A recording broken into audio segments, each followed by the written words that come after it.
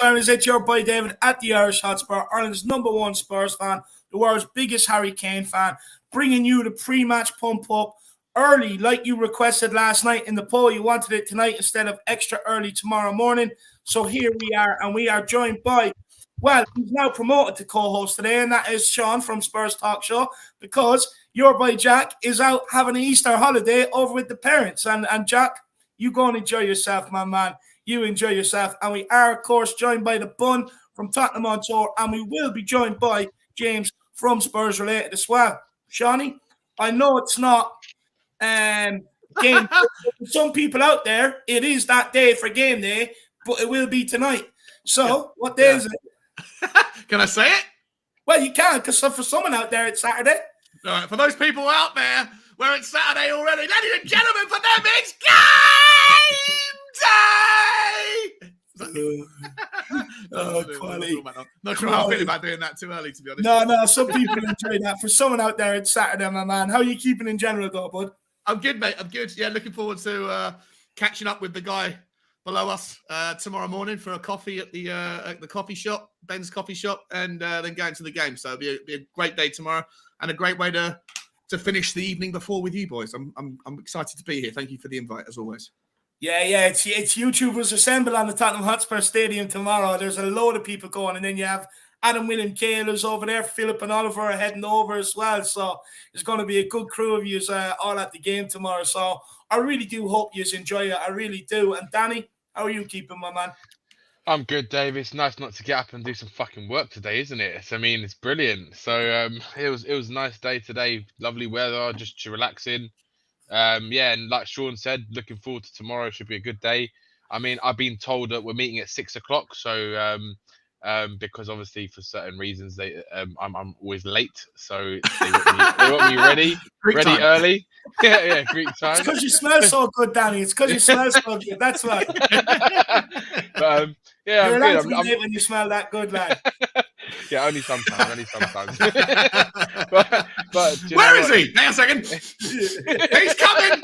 He's about a mile away. The wind's coming this way. He's on his way, boys. Yeah, I'm good. It's nice that we've got a nice weekend, and I'm looking forward to tomorrow. I'm really looking forward to it. Yeah, no, look, tomorrow should be an absolute cracking day. But before we do get into it, guys, let's see who out of the Irish Hotspur Army is joining us on a Friday evening when they probably should be down in the pub enjoying the weather, having a few pints, to be honest, in the beer garden. But let's see who we got with us. We have Ishak Taraftar. He says, did you hear the news that Bentancur could be out with an injury and knock? Yeah, look, I've seen that. I do have a question on it. Look, for me, I think it's the one person you don't really want to be out injured. I think the other guy to step in and try and fill that role, it's nowhere near the required level and could end up being costly. So, but then what do you do? Do you risk him?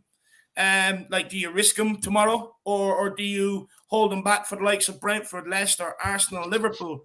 So it's a tough one, but we will definitely be getting the panel's thoughts on that. KJ Hotspur says a day early. It is a day early, my man. I do apologize, but look, I put out a poll last night and the people wanted it tonight instead of early tomorrow morning. Tottenham Tantrum Gold, Dermot's in the building, ladies and gentlemen, live from Madison Square Garden in New York with thousands watching. No, it's not. We're not in Madison Square Garden tonight, Dermo. We're just in Newbridge, County Kildare, Ireland, my man. Jack is gone to Seattle. He says, in the green corner, this man needs no introduction the world over. He is the undisputed, undefeated Spurs and Irish fan in the world. David Harry Kane, Irish Hotspur Harris. Come on, you Harris Army. Big up there. I absolutely love that. I love being called Harry Kane. You know, it gives me a pep in my step. Not going to lie. Welsh Gal says, evening, lads. Come on, let's get 5 wins in a row. Big yourselves up. Big yourself up, Welsh Gal. Hope you did enjoy your vacation. We have Dermot as well in the red corner live from Cape Cod. No, again, no Jack Kanicki. No Jack Kanicki, Dermot. Here we go. Here's one. He says, in the red and blue corner, he is the best catchphrase on YouTube. He really is simply the best. Here he is, the one and only Sean. It's game day, Butler. Come on, big up. Absolutely love it. And then he has, and last but not least, he He fights out of London. If Carlsberg did Spurs fans, Danny'd probably be the best Spurs fan in the world. So here he is. Toot, toot, toot. Love it, Dermot. Absolutely I love love it. my man. Big up, Dermot, man. Big yourself up. Rachel Vida's in the building. There's been nothing more enjoyable this week than watching the scum supporters have a meltdown. Come on, you Spurs. Yeah, look, I'm not going to lie. I really enjoy it. I actually do take joy from their misery. I soak up all their tears. I even rinse them out and reuse as well. I mean, I do everything that's asked of me. Absolutely love it, Rachel. Big yourself up. Hope you're keeping well. Mick Hermalock says, good evening, Jack and Dave. Come on, you Spurs. Big up, Mick, my man. I hope you're keeping well. Derek Hutchinson, good evening, Dave and Jack. It is time to smash the pot of Seagulls. Let's do it. Come on, you Spurs. It is time, my man. Time has come. Get the BB guns out. We're going seagull hunting, my man. Mark Burke says, let's go, boys. Good to be back. Good to have you back, Mark. I hope you're keeping well, my man. Parmaguel Escobardo tuning all the way in from Lagos, Nigeria. Good evening, all. Big up, David and Jack. Vamos, Spurs. Big up, my man. We have Fuster Cluck. Love the name. Evening, yeah. Love that. That's a great name. It says in my crystal ball that we'll get a 3-1 win. Absolutely love that, my man. William Pretty watching the Fulham game. Let's see if they get promoted. Do you know, I don't really care who gets promoted from the Championship. It's a given. Should be a given. What is it, 369? So should be given 18 points every season for me, to be honest, from the 3 promoted clubs. Big up, William. Hope you're keeping well, my man. The Bolton Duo says, greetings, everyone. Big up the Bolton Duo. I hope you're having a good day, brother. Good to see you.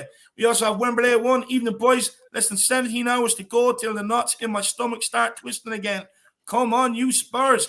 But you know what? I'd much rather than be twisting because there's something riding on the games. And absolutely nothing riding on the games at all, to be honest with you. And, look, for a while in the season, you're just going into it. It's like routine. Look, it's Tottenham. See what Tottenham turns up. But now you get that excitement. You get that nervousness back. And I absolutely relish on it, my man. Big up, Wembley 1. We also have Rufus Roughcut. Even the boys got to be another win. No slip-ups. Absolutely love the name, my man. You wacky racer. I think that's from Wacky Racers. You are a wacky racer, my man. Catlano Pena says, come on, you Spurs. Big up, Catlano. I hope you're keeping well. Tennis Fire says, thanks, lads. Couldn't do 4 a.m. tomorrow, Alon. No problem at all, my man. No problem whatsoever. Dark Sung G's in the building. Big up, Dark Sung G. What time is it over there in Korea, my man? Let me know. Let's win today and go 2 points behind the Blues. Gunners and Man U to lose once again. I'm going 5-0 with Son of Brace, Kulu 1, Kane with 1, Reggie or Session, and then Son with 2 assists, Kane with assists as well. Well, look, Dark Sung G, I mean, look, we win tomorrow. We put pressure going into their game at 3 p.m., against Southampton. Look, I know Southampton got slapped by Chelsea. There is potential that they are on holiday, but, they've been bet 9-0 twice, 2 seasons in a row, and bounced back from it. So let's see if they can do us a favor against the Gooners, to be honest with you. Hopefully Lacazette turns up in all his glory. You've got the Walking Manscaped advert, Ball Saka, the cheap cleaning product in Martin Odegaard. Hopefully they all turn up and live up to their names tomorrow, Dark Sun G, brother. Really appreciate the support, my man. Big yourself up. We also have ATX7 Gaming in the building. Big up David, Sean, and Danny. Let's make it 5 wins in a row. Momentum is the key to making top 4. Come on, you Spurs. Exactly, my man. Just got to keep the point board ticking over. Keep getting the 3 points. Bertie Hotspur, big up the Harris Army on panel. Let's go smash Brighton this weekend. Come on, you Spurs. Big up the Bertie Hotspur. Hope you're keeping well, brother. We have Killian Goobins, High Legends. No, Doherty. I know, my man. I was fearing the worst for you when he got injured. I was hoping you're okay. You're probably going to have to get double the amount of Budweiser and put that in the fridge tomorrow, my man. No, Matt Doherty, what you going to do? But it is good to see you, my man. And he also put in a super chat. Very generous of you, Killian. Really, really do appreciate the support. Saying, hi, legends. Come on, you Spurs. Big up, Killian. I hope you're enjoying life, my man. And big yourself up. But look, do you know what, Killian? Hopefully Emerson can come in, the understudy. Hopefully he can come in and prove a few doubters wrong. But big up, Killian. Hope you're keeping well, brother. Paddy Harnett says the question I want to ask, and if it's an important one, how long does it take Danny to do his hair before a stream? That is a fair question.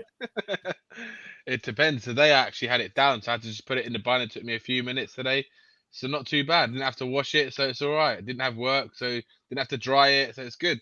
was Don, alright. have you Good ever play, seen good play. seen that video knocking around on TikTok where that father gets that daughter, like his 5-year-old daughter's hair, and puts it through like a vacuum cleaner and sucks it out and then ties it in a knot? Have you ever seen it? That's No, I haven't Jesus. seen It it. went viral. I was wondering whether or not that's the same need- technique that you employ every You morning. need to show me it. You need to show me it. You need to show me it. It's good. It's good. I'll send it to you. No, Danny goes through the whole lot. He does the shampoo, the conditioner, you Yeah. know, he does the straightener. He does the whole lot. He does the whole lot, so he does. But big up, Paddy. Hope you're keeping well. Good question. Good question. I can't wait. I can't wait for the day that he turns up with 2 buns so we can call him Princess Leia. Oh, that'd be hilarious. One Michael day. Bennett- Michael Bennett says, "Good evening, lads. Danny, if we get top 4, you have to do it, lad. If you get top 4, you have to do it. Okay, I'll do. Princess Leia I'll do it if we get top 4. I'll do it. Love it, love it. Nice. Come on, Spurs. Let's get Write there. that down. Clip that stuff. Yeah. Don't worry, we'll clip that. We'll clip that. We'll remind you when the time comes. Toffee20 says, "Come on, you Spurs. Big up, Toffee20. Hope you're keeping well." Mike Naylor's in the building, says Young should play instead of Reguilon if fit. Reguilon was poor against Villa after giving the ball away cheaply in bad areas. Well, look, my man, we will definitely get onto that for sure. Nice says, "Come on, you Spurs. Big up. Big yourself up. Good to see you in." We have Alfie Goslin says, "All right, lads, hope all is well. Hope you enjoy the game."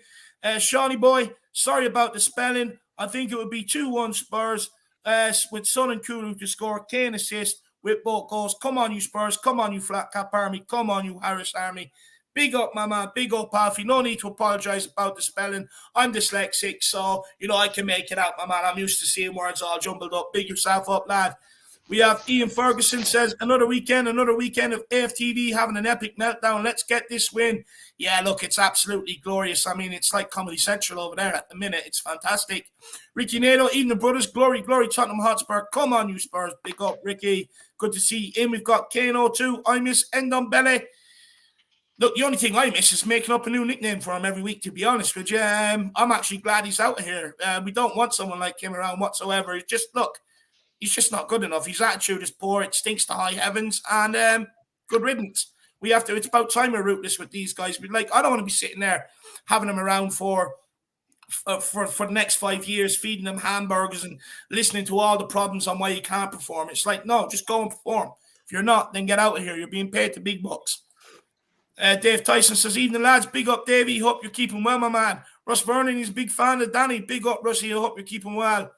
Big up, We Russ. have Claude Murphy. Enough respect. My Spurs brothers have already added the 3 points. Come on, you Spurs. Absolutely love that. Carl Simpson's in the building. Evening, gents. Hope you're well. Looks like Paratici got acquitted today. Yes, he did, my man. The Don has Never in been doubt. free. Never in doubt. Never in doubt. Don't know why all these Spurs fans are saying, "Oh, he's gonna get sacked" and all this. Never in doubt. Never in doubt. Do you know what? I'm a bit disappointed, actually, because me and Jack were saying the last couple of days that, if he did actually get convicted, everyone would have no option but to call him a Don, because that is what Dons do. So I am a bit upset, to be honest with you, in a way. But then we can start calling him Con Paratici rather than Con Paratici. Oh, you know, Alex Davis will be calling him Con Paratici. Fucking hell, we won't hear the end of it from him. Yeah. Look, that guy, I don't know. He doesn't live on this planet. He doesn't. Honestly, I think he took Richard Branson's trip to Mars a long, long time ago. Brian Daigle says, good morning, afternoon, and evening, everyone. That was a tongue twister there, Daigle. You nearly caught me, lad. Wishing you all a happy Easter or a happy Passover. And if you don't celebrate either, wishing you all a great long weekend. And big up my brothers on the panel. Daigle having all bases covered with that one. Absolutely love it, Daigle. You enjoy, I think it's Passover for you. I'm not sure, to be honest with you. Yeah, it is, actually. You enjoy Passover, my man. Have a good one, brother. Hope you're keeping well. We have the White Van. Not sure about that name, brother. I'm not sure about that name, the White Van, to be honest with you. He says, "Come on, you Spurs." John, it's like that lane on the back of your Spurs talk. You expect to see that White Van coming along there, lad. But big up the White Van. Absolutely love it. Bit of a dodgy name, though. I would suggest changing that, to be honest. I would. The Spurs plus this Emerson to start playing good. I hope so. I really do hope so, my man. Big yourself up. Good to see you in the building. We'll take a couple more and then we better get going. Cuba 99 says, big up Jack and the insanely great panel. I hear Barry from Chef's Eye Spurs wants smell-o-vision so he can enjoy the do Danny Kiriakou experience even more. That's not here, Cuba. Jack's not here. There's no Jack today. Smell-o-vision. Smell-o-vision. Oh, brilliant. Absolutely brilliant. Big up, Cuba. I hope you're keeping well, my man. I hope you're keeping well. And thank you for coming on last night. Really enjoyed it. We have Iron Life Endon was ghost against West Ham. That he was, my man. That he was. Big up the Smasher. West Ham got battered everywhere they go. Yeah, look, they won last night, so it's not really the correct time to be singing it. But look, it was enjoyable to do it at the stadium when we bet them. Don't get me wrong. That was absolutely tremendous. It was absolutely fantastic, especially since they tried to, get rid of me over that weekend, and here I still am. You gotta love life. Dark Zone G says, is the Gooners match aired in the UK? I think it won't with the FA Cup semi and Man U match. If it isn't, then we can laugh even more because no one cares for them. I'll be honest with you, I actually don't check to see if their games are It's a 3 o'clock game, isn't it? So it's on a Saturday. Yeah. They won't be on telly, no. If it is, you'd probably get it on Premier Sports, but even that's probably a push, to be honest with you. I think they showed the 3 o'clock kickoff, but they only show one. And yeah, look, no one does really care about them, only them. I feel sorry for them sometimes, I really do. I mean, they get so excited. They're given the hope every season, then just to sit there and cry by the end of it. I mean, it's going to be hard. I do reach out to them. If you need anyone to lend an ear to, I always have one, because I relish. You may as well tell someone your Arsenal problems to someone that enjoys it. So just reach out. I'll be there for you. I'll be your counselor. No problem at all. Big up, Dark Zone G. Really appreciate the support, brother. But look, guys, we are going to get into it. Everybody, make sure you smash that like button. It is a massive help with the YouTube algorithm. I want to be seen by as many people as possible, and I'm sure Sean does too, and that bun deserves to as well. So, guys, smashing that like button puts us out there to absolutely everybody, and it's free. It's a massive help.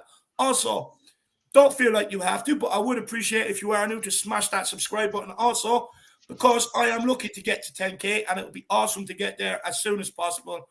And, guys, feel free to get your super chats in with any questions. Whether you agree or disagree with us, no problem at all. We'll have our say on it respectfully. And it's just always leads to great talking points for us on the panel as well, guys.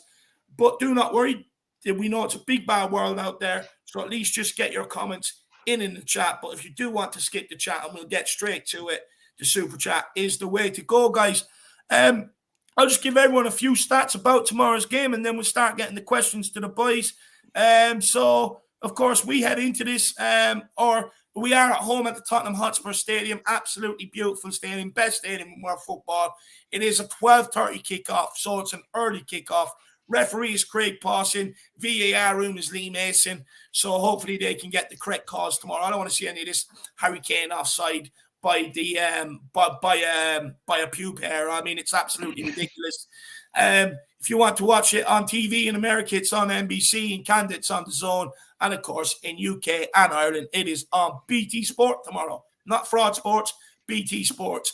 And the watch-along, if you want to join me for the watch-along, I am kicking it off at 12:15 tomorrow, leading into the game. It's usually a good watch-along, so please do feel free to come in and join me. And who are you watching it with? I think Matt Hayes is joining us. I think Matt Hayes said he'd join us, but he has someone visiting tomorrow, so we'll let me know. But if not, I'll be on my own, and no problem at all. I mean, I think I could do a decent enough. Well, I hope I could do a decent enough. You'll do a great job, mate. So we'll wait and see how it goes. We'll wait. I'm sure some other people will end up turning up tomorrow. I guarantee you. I think Nick might do it anyways. I was sitting in the background anyway, so he may as well come on if he wants. And guys, pre-match pump up over at We Are Tottenham TV, starting at 11. I mean, it's probably the most Spurs delusional hour you'll get. So make sure you follow me over there. Of course, we are fourth heading into this game on 57 points. Our last 5, we won 4 and lost 1. Tottenham have won 8 consecutive home games against Brighton in all competitions, including all 4 Premier League meetings. Tottenham are aiming to win 5 consecutive Premier League games for the first time since December 2018. Antonio Conte's side have scored at least twice in each of their past 7 top-flight matches. Spurs have scored 34 league goals in 2022, the joint best record in Europe's top 5 divisions, along with RB Leipzig. Harry Kane has 7 Premier League goals, 7 Premier League assists from 14 appearances in 2022. He registered 5 in 36 matches last year. Kane has scored 8 times in 9 games against Brighton in all competitions as well. So for any betting people out there, maybe put a sneaky bet at that. He probably might nab one. He even nabbed one at the MX. We got that beautiful scenes of, honestly, Picasso couldn't paint it of Kane kicking that cup bottle. I mean, it was divine. It was divine. And then Dejan Kulusevski could become the first Premier League player to provide 7 assists in his first 10 starts.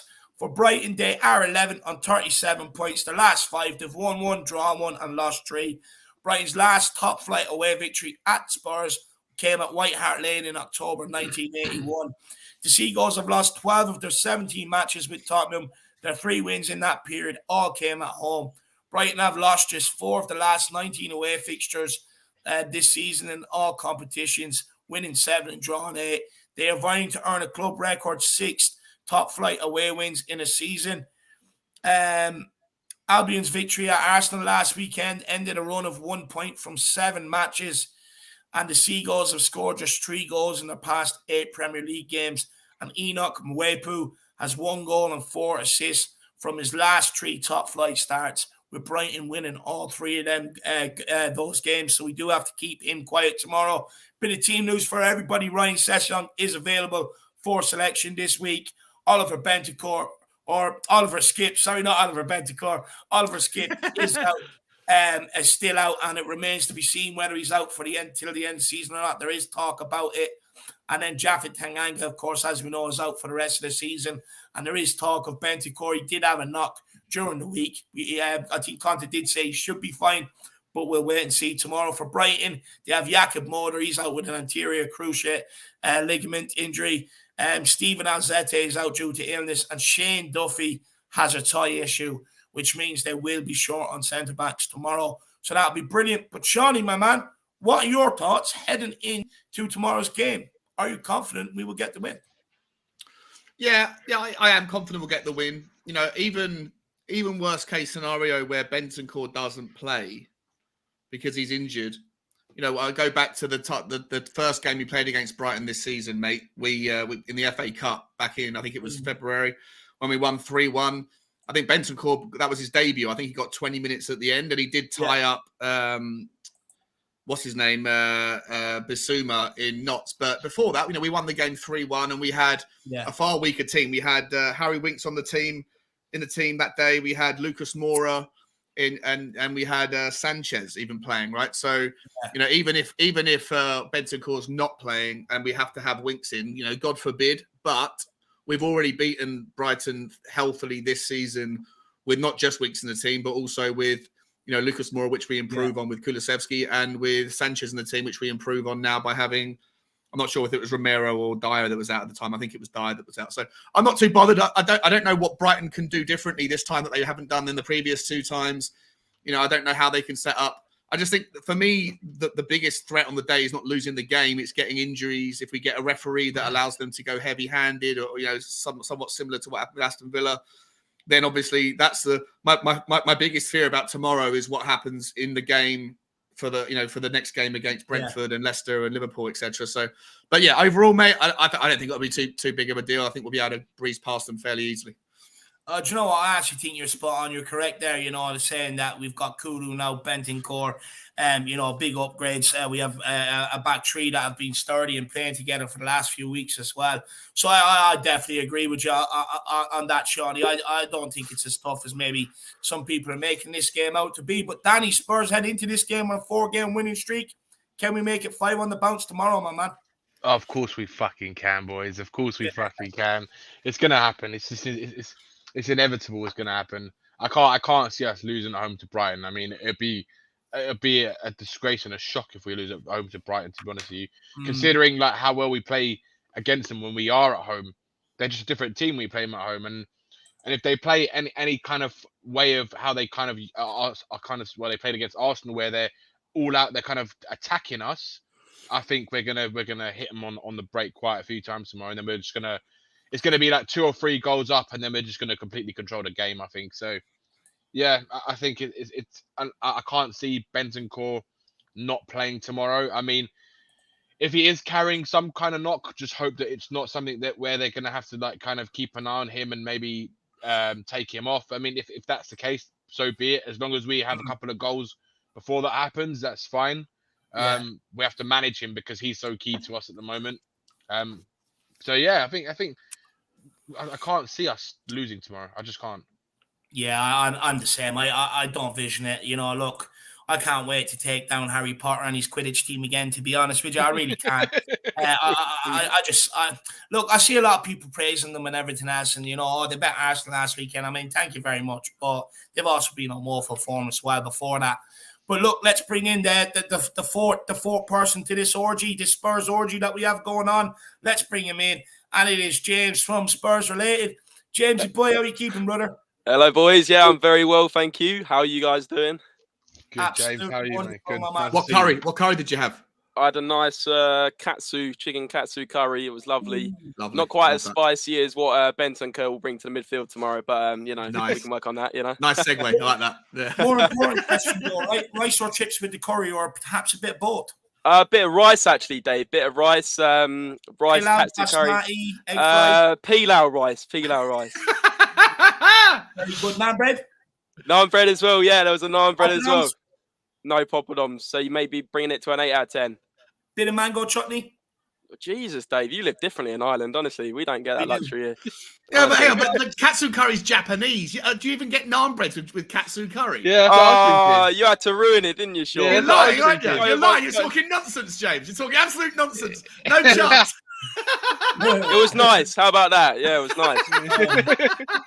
Honestly, I don't think James was coming on to be interrogated about his dinner. I don't think he thought that had happened. But you know, when you got a food lover like me around you, James, you got to be precise with what you're getting, my man. But James, I suppose we will talk about Spurs with you, my man.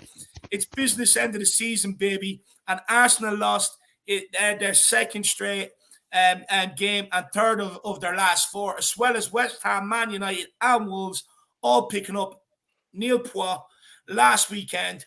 Adding the opposition results to a fourth straight victory means Spurs, we actually own fourth place right now, Jamie, currently, James. And with 7 games to go, will we get over the line and get the fourth spot?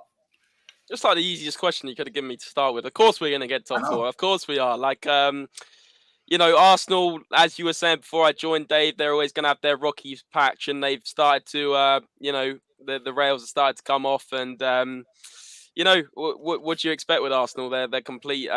You know, they look great. Like everyone's going on about Emile Smith Rowe and you know Odegaard this and Saka this, and yeah, they have some great young players. But at the end of the day, they don't have the manager in charge that can see them over the line. They have, you know, the Lego man himself, like you said, Dave, Mr. Lego man Arteta with his nice Lego man hair. But yeah, and we've got Antonio Conte, one of the best managers in the world. We've started to realise maybe our squad is a bit, you know, it's got more squad depth than we thought, with some players performing above and beyond what we thought they could perform to. And yeah, I fully believe with, like you said, with 7 games left, we've got this. And even if we do slip up once, which I don't think we will, you know, the only game I can see us losing points to is maybe Liverpool. We've got the game against Arsenal at home in our fortress, like you were saying, Dave, the best stadium in the world, in front of the best fans in the world. You know, I think we're going to win that as well, which is a 6-pointer. So I do think we've got that 3-point cushion as well as obviously the game against them. So 100% to answer your question. No, absolutely. I couldn't agree more. And Shawnee, you know, just maybe to come in on that. I mean, you know, we are the 12:30 kickoff where we play the earliest out of all the chasing pack. Is this a golden opportunity to pile more pressure on Arsenal, considering that their next 3 games after this Southampton game is Chelsea, United, West Ham? Yeah, it is. But it can also be looked at the other way. You know, if we slip up, then it's going to inspire the other teams as well to come at it. So it's a double. It's almost like it's got double incentive. If we go and smash Brighton, and if we really put them to the sword, then you know, Arsenal might just be looking at the scoreline going, "Oh, how can we catch these boys? Like, how can we do it? Like, we can't catch the goal difference, and they're just putting everyone to one side." If we lose the game, then if any of them were feeling off the par, like, you know, if under par or whatever for them couldn't be bothered. They'd suddenly have an extra pep in their step. So it's super important that we make no mistakes tomorrow. It's super important that we are awake from the get-go, and that we are, because the only times Tottenham struggle is in the first 30 minutes of a game of late, right? So sometimes we're slow out of the traps and we're not quite ready, and we need something to happen to kind of kick us into gear. That can't happen tomorrow. Take the opportunity to go and spank them with 4 or 5 goals, and then it will just really dampen the spirits of Arsenal. And ideally, then Southampton can then go and have a rally behind there, because their home fans will be pissed off with what happened last weekend. So it's so important that we win, and it's so important that we win well. No, absolutely. Kuva99 says, sort yourself out, James. We're all about the Italian menu and 6-0 beatings this weekend. Yeah, I should have. All together, lad. Yeah, I should have probably had pasta or maybe a pizza. You're right, Kuva. But how about I meet you halfway and I say, if we win tomorrow, I'll have myself a nice Italian takeaway or something like that to celebrate the win. How about katsu curry with spaghetti next time, okay? Yeah, you said about did I have it. Nice. Yeah, Dave asked me did I have it with chips and rice. I could have lied and said I had it with pasta or something, couldn't I? Yeah, that's what you should have done. But the bottom do it, says David. I'm not surprised that Spurs and RB Leipzig have scored more goals in 2022. Leipzig coach Tedesco sounds like Tesco, to be honest with you. That's what I thought it was. Yeah. I said that Conte inspires him. Wow. Well, I mean, look, if Conte inspires him and he does such a good job at Leipzig, well, maybe he could be Conte's predecessor when Conte leaves, my man. Look, I'll be honest with you, I don't really invest too much of my spare time into German football, so I don't really keep an eye on what's going on over there at the Red Bull Club. But look, at the end of the day, the stats don't speak for themselves. We have one of the most deadliest front three across Europe, one of the most deadliest front threes in the Premier League. And my biggest question is how far can they take us to bottom duty? Can they get us that silverware next year? Can they fire us to glory? But big up the bottom duty. I really appreciate the support, my man. Danny, Sean, James, any you want to come in on this? Anything you want to say to the bottom duty out there? Yeah, I'm the same as you, mate. I don't really follow German football too much. I can't really comment on how he is. But yeah, if it does inspire him, then yeah, it could be a predecessor. Who knows? But hopefully Conte will be here for many years to come. So that's the good thing. I hope so. I was just gonna add, maybe we'll all be looking at Leipzig a little bit more soon, and when they absolutely dispatch West Ham's and make them have broken hearts when they are doing them over in the Europa League final. So hopefully that is a thing. And I'll probably buy myself a Leipzig shirt, Leipzig scarf. Probably go to my local and cheer on Leipzig, to be honest, because I can't stand West Ham. But there we go. I think we should be paying a bit more attention to Leipzig. We've been linked with quite a few of their players. Yeah, that Guardiol is a player that I'd love to see in at left-sided centre back. The guy Lima, Conrad Lima, is like a bit of a versatile utility midfielder that can play pretty much. And Nkunku's the one. And Nkunku as well. Yeah, Christopher Nkunku is another player. So yeah, look, I've got a lot of time for Leipzig. I don't particularly watch the German league with any kind of focus, but I certainly watch the highlights on Sunday morning or Sunday afternoon.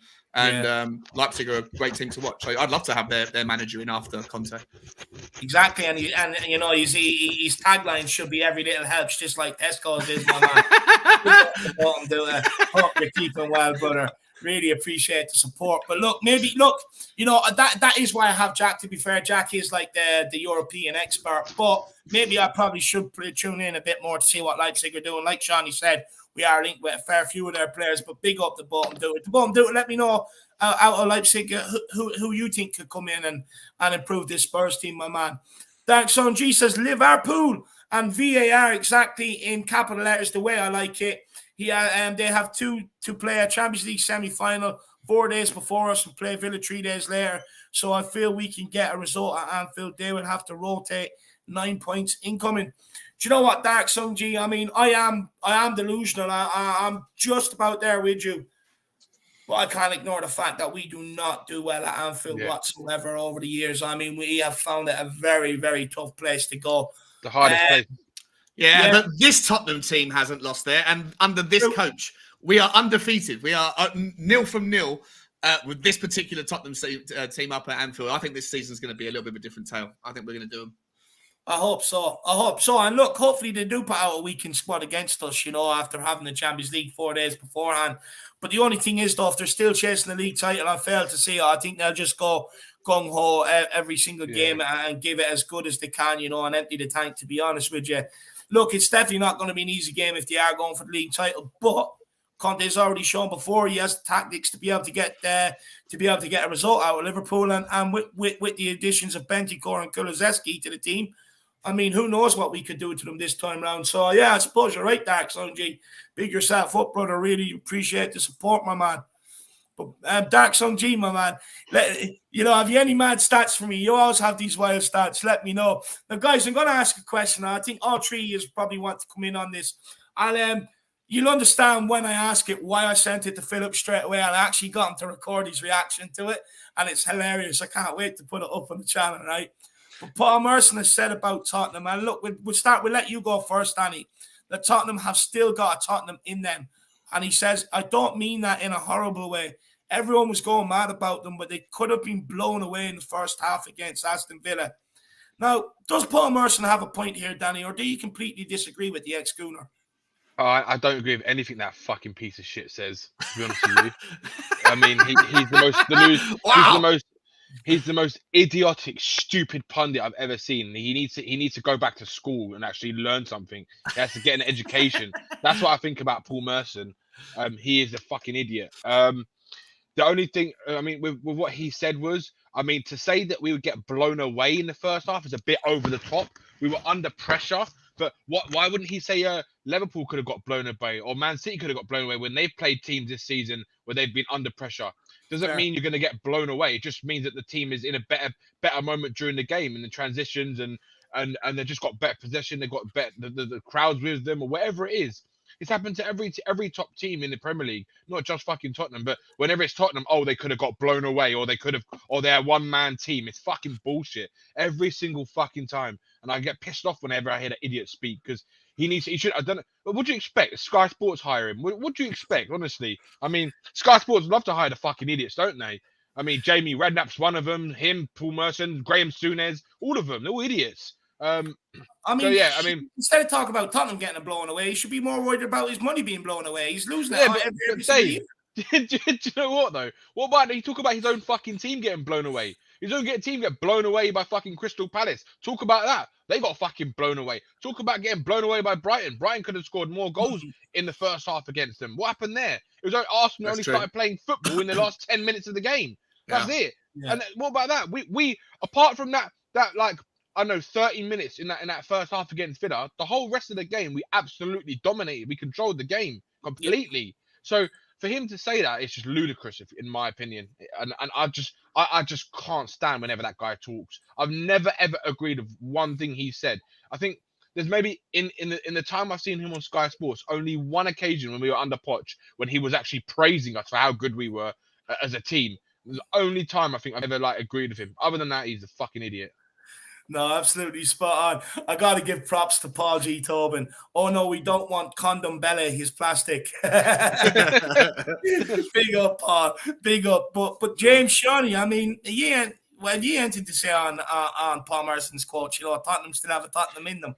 I mean, how can you add to that? That's just like, you said everything that was in my head, Danny, and you just put it to the forefront. Maybe the only other thing is, the only thing that's getting blown away other than Arsenal is his mortgage, because he can't afford it, because he's blown it all on betting. But other than that, I think you've covered it all, to be honest, Danny. I like that. I love it. Shawnee, you upset by Paul Merson?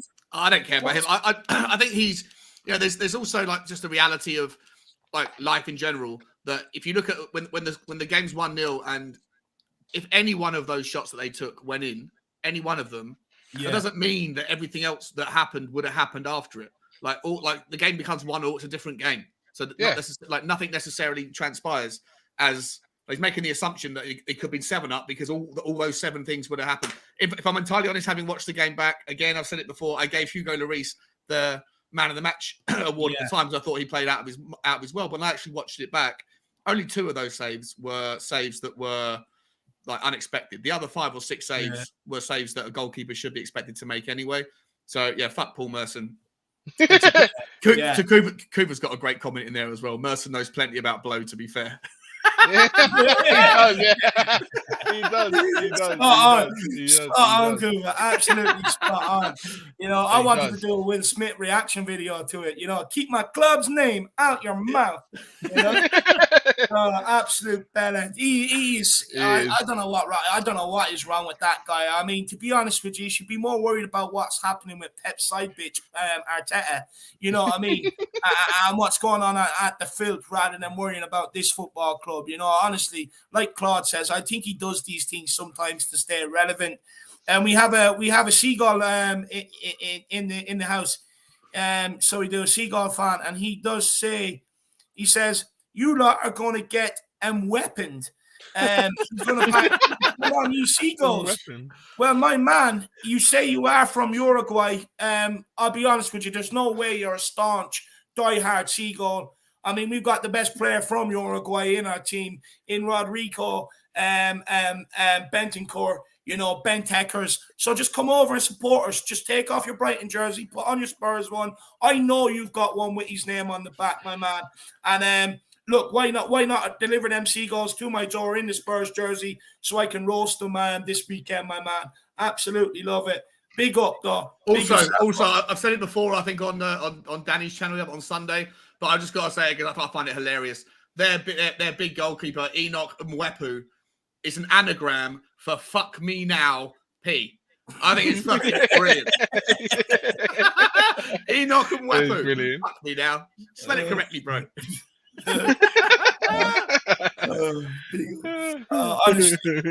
Honestly, right?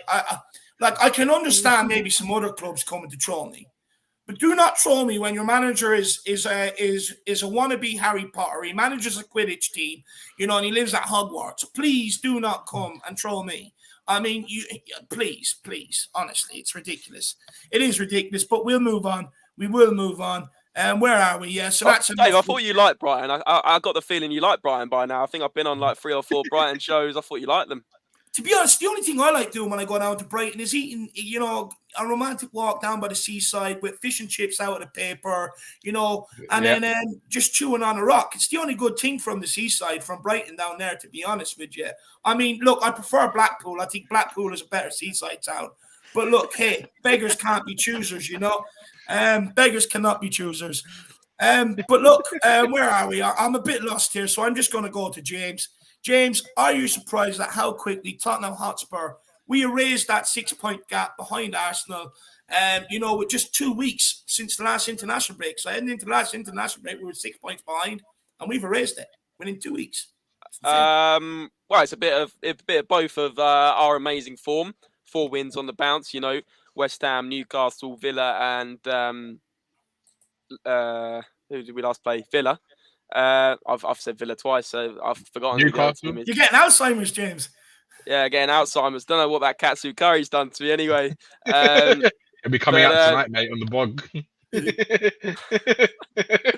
But and obviously the other thing is Arsenal. You know, they call us bottlers, but they're bottling it themselves. You know, with the loss at Palace, absolutely destroyed, as Danny said, 3-0. That was absolutely brilliant. And obviously the loss against Brighton. I just hope Brighton don't turn up against us, because that wouldn't be good. But like you said, Dave, you know, that's the reason why the 6 points have been eradicated. 2 bottles by Arsenal and 4 amazing wins by us. But I'm not really surprised, because I always said, and I said months ago, you can go and check it out on whatever channel I've been on, to say Arsenal will have their bad patch. We had our bad patch in sort of January, the end of January, losing to Wolves and Southampton in 1 week, and Arsenal have their bad patch now.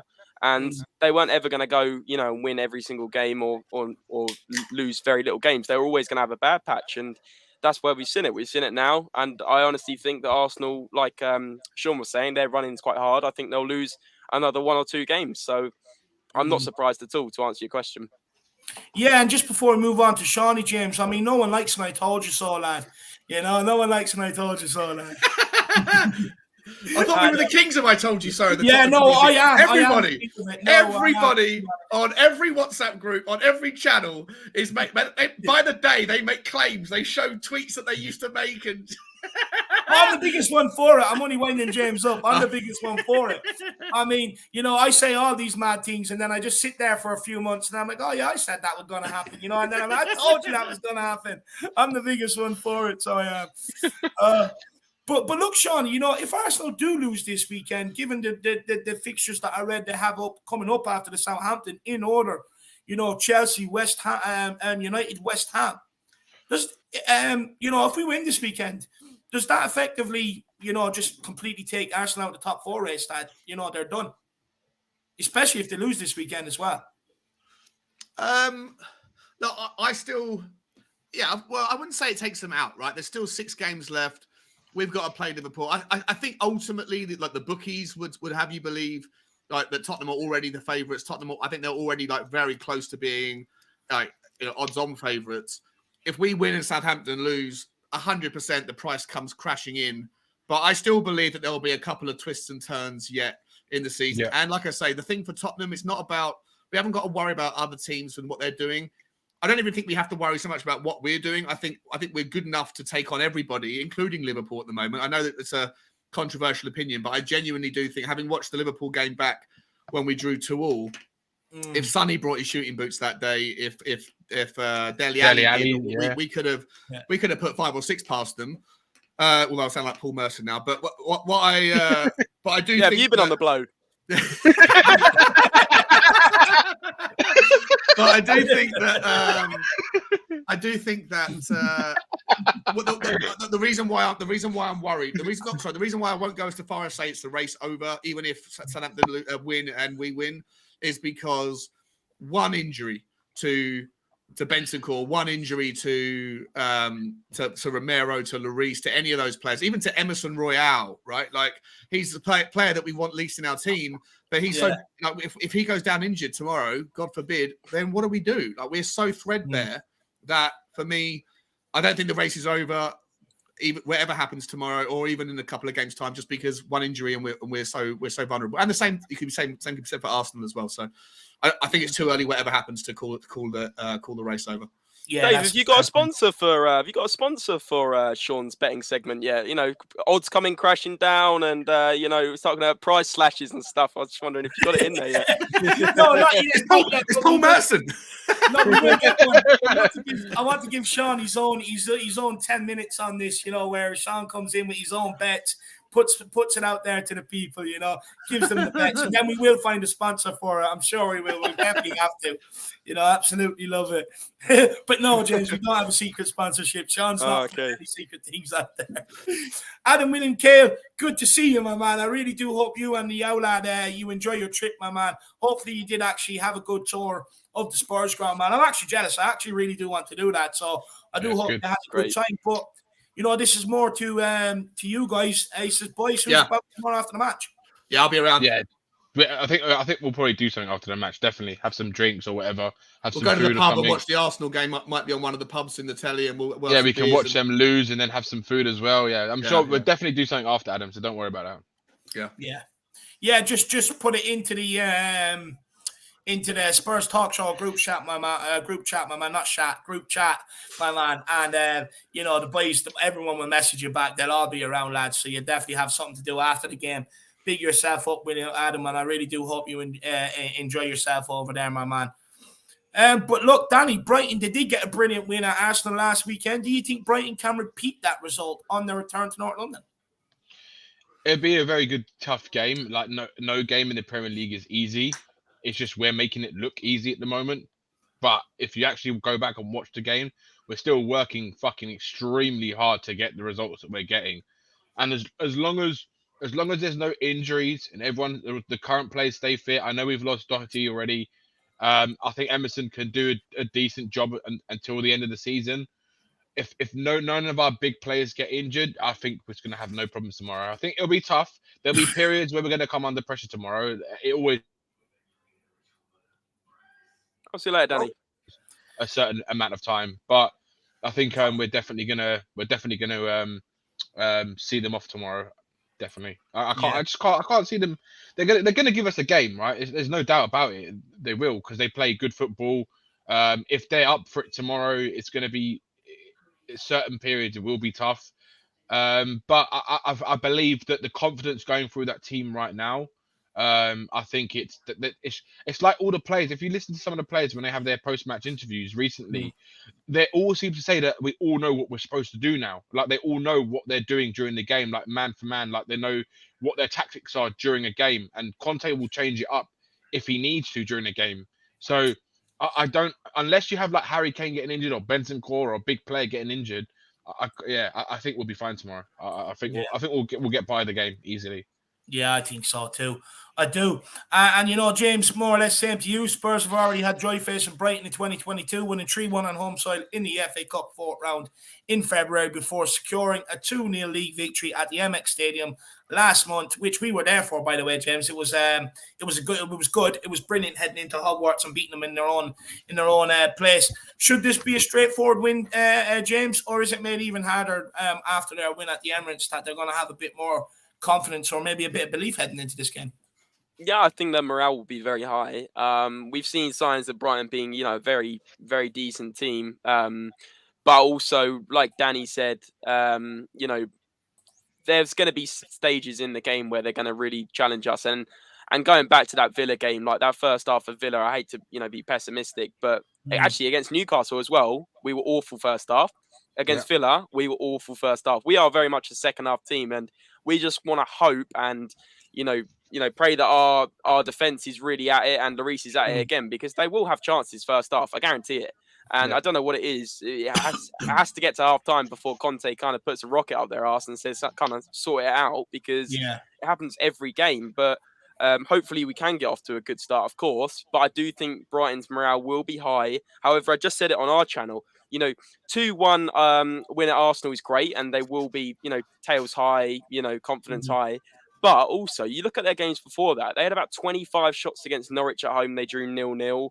They lost another game. I think it was 3-0 at home to Burnley. I mean, who loses 3-0 at home to Burnley? Not many teams. So although they've just won at the Emirates, and by the way, Arsenal were awful that game. Yeah, they were. They aren't really on great form other than that. Before that, they hadn't won for 7 games. So I do think we have the quality to beat them 100%. I do think we're in the best form we've been under Conte for sure. And also the fact that we've scored the most amount of goals in the Premier League in 2022 says an awful lot. So I just do think we have far too much for Brighton. Even if they do turn up on a good day, I still think we'll beat them by 2 or 3 goals. Yeah. Look, I think so as well. I actually think, I think tomorrow, I think for the first 10 minutes, I think we might sit back and try and invite them out, and try and look to hit them on a quick counter within 10 minutes. But Sean, I do have one fear. And it's if he employs similar tactics to like Steven Gerrard did with Aston Villa last week, push us really high, commit men forward, put us under pressure and hit us hard. Do you see Potter employing the blueprint Gerrard did from the first half last week? Well, I think that he'll be looking for a tactic that can get a result, right? And even though on the one hand you could argue that Gerrard tried to do the uber aggressive thing and we lost, and they ended up losing 4-0.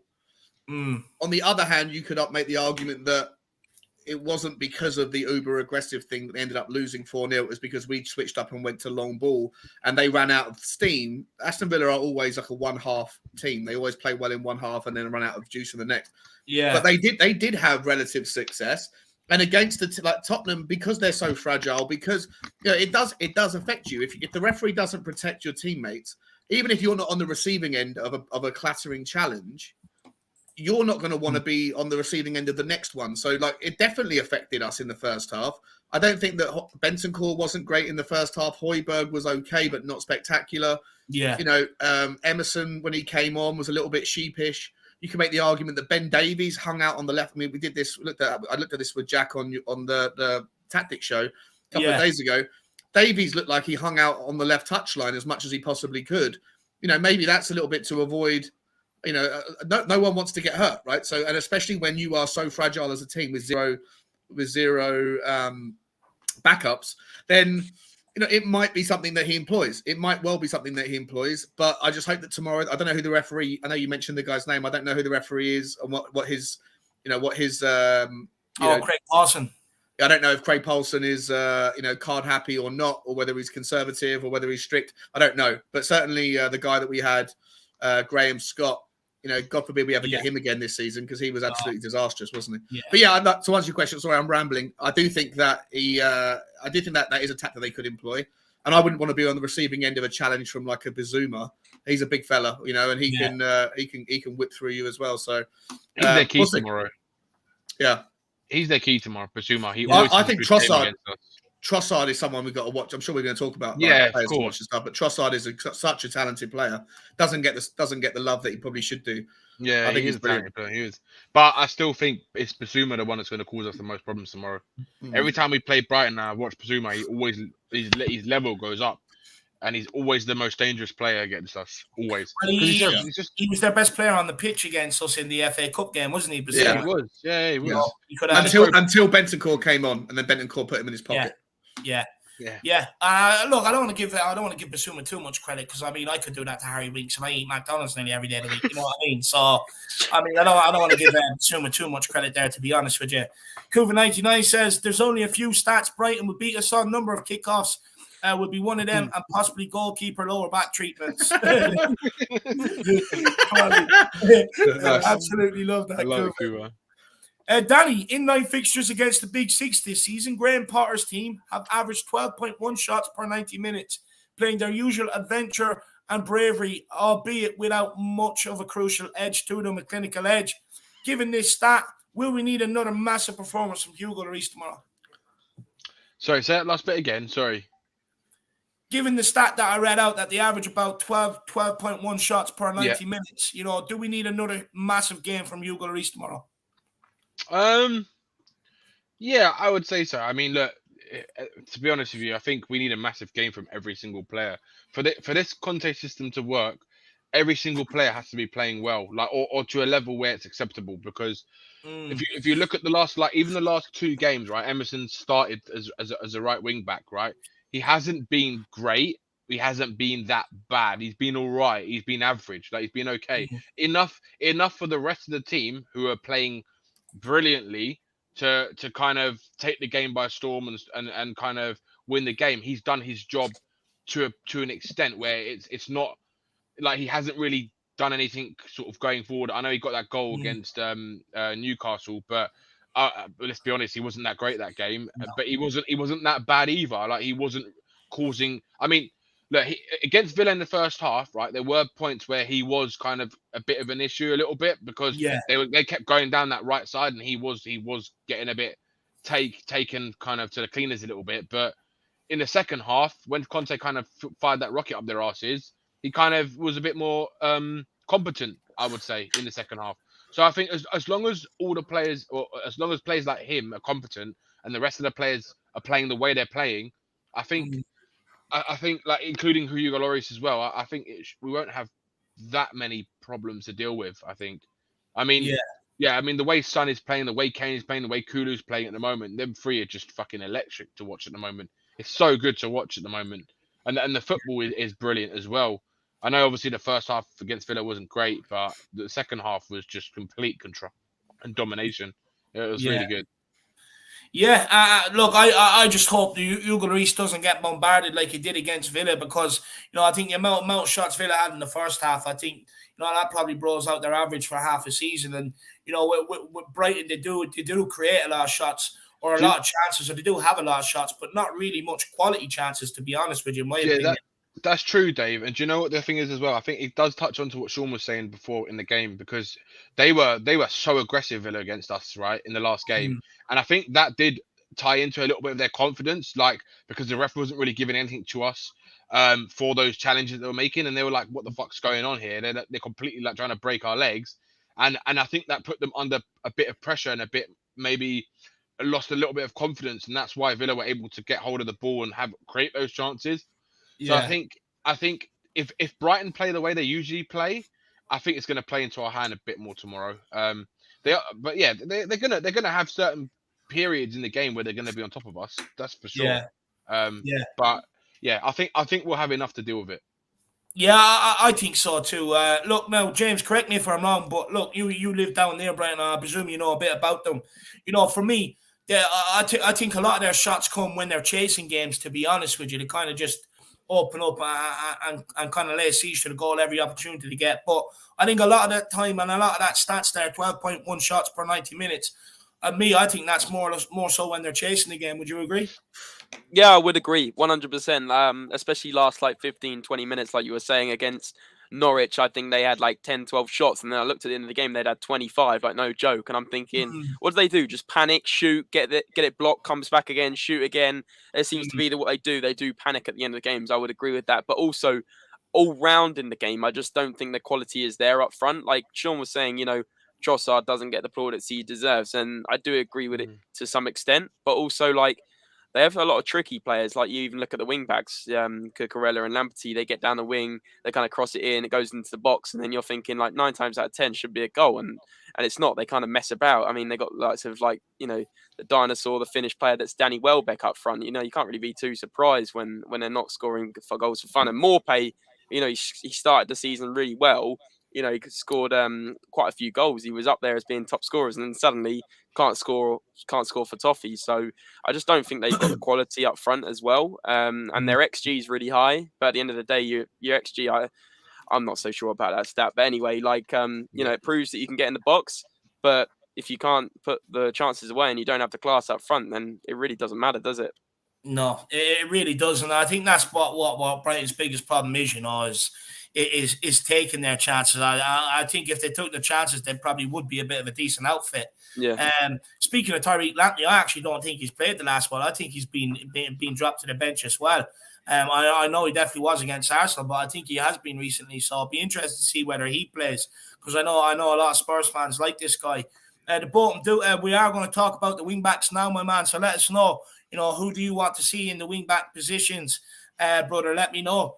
But Sean, you asked about Paulson's record, and I mean, there's only one possible guy that could have delivered outside of Jack Kinnicky, and that is Dark Song G21. Oh, well done, mate. Well done, he Dark says Song G. Paulson has reffed 21 games and gave 88 yellows and 2 direct red cards. He reffed 3 times for us this season: the 3-1 loss to the Scum, the Carabao Cup semi-final, and the 4-0 win at Leeds. Wow, well done, Dark Sun G. That's amazing. Really great work, mate. Love it. Well done, Dark Sun G. Sean's now going to be out for the rest of this video because he's going to be on Betfair on his other screen. So thanks for that. No, so four yellow cards. 4 cards a game. James is funny. Four cards a game. Yeah, I mean, that's about standard, isn't it? It's probably that's okay, actually. That's about average. Yeah. So, well, hopefully, if anyone chops anyone down, then it seems like that's about reasonable. I just want to quickly say about the shooting thing, the shooting stats. Like Brighton are what I said this today on my morning walk with my dog. I genuinely think that Brighton are one good striker away from being a vastly improved team. They have got 2, as James was saying, 2 great wing backs. They've got Basuma, they've got Trossard. They've got some real quality in there. They're let down by Danny Welbeck and Mopay, right? Like those guys can't finish their dinner. So if they were to go and get one decent striker this summer, I'm not suggesting they'll be challenging for Europe or anything, but wherever they are right now, about 13th or so, I think they could easily be like an outside chance for like 8th or 7th maybe if they were to really put it together. But it's just they haven't got a decent striker.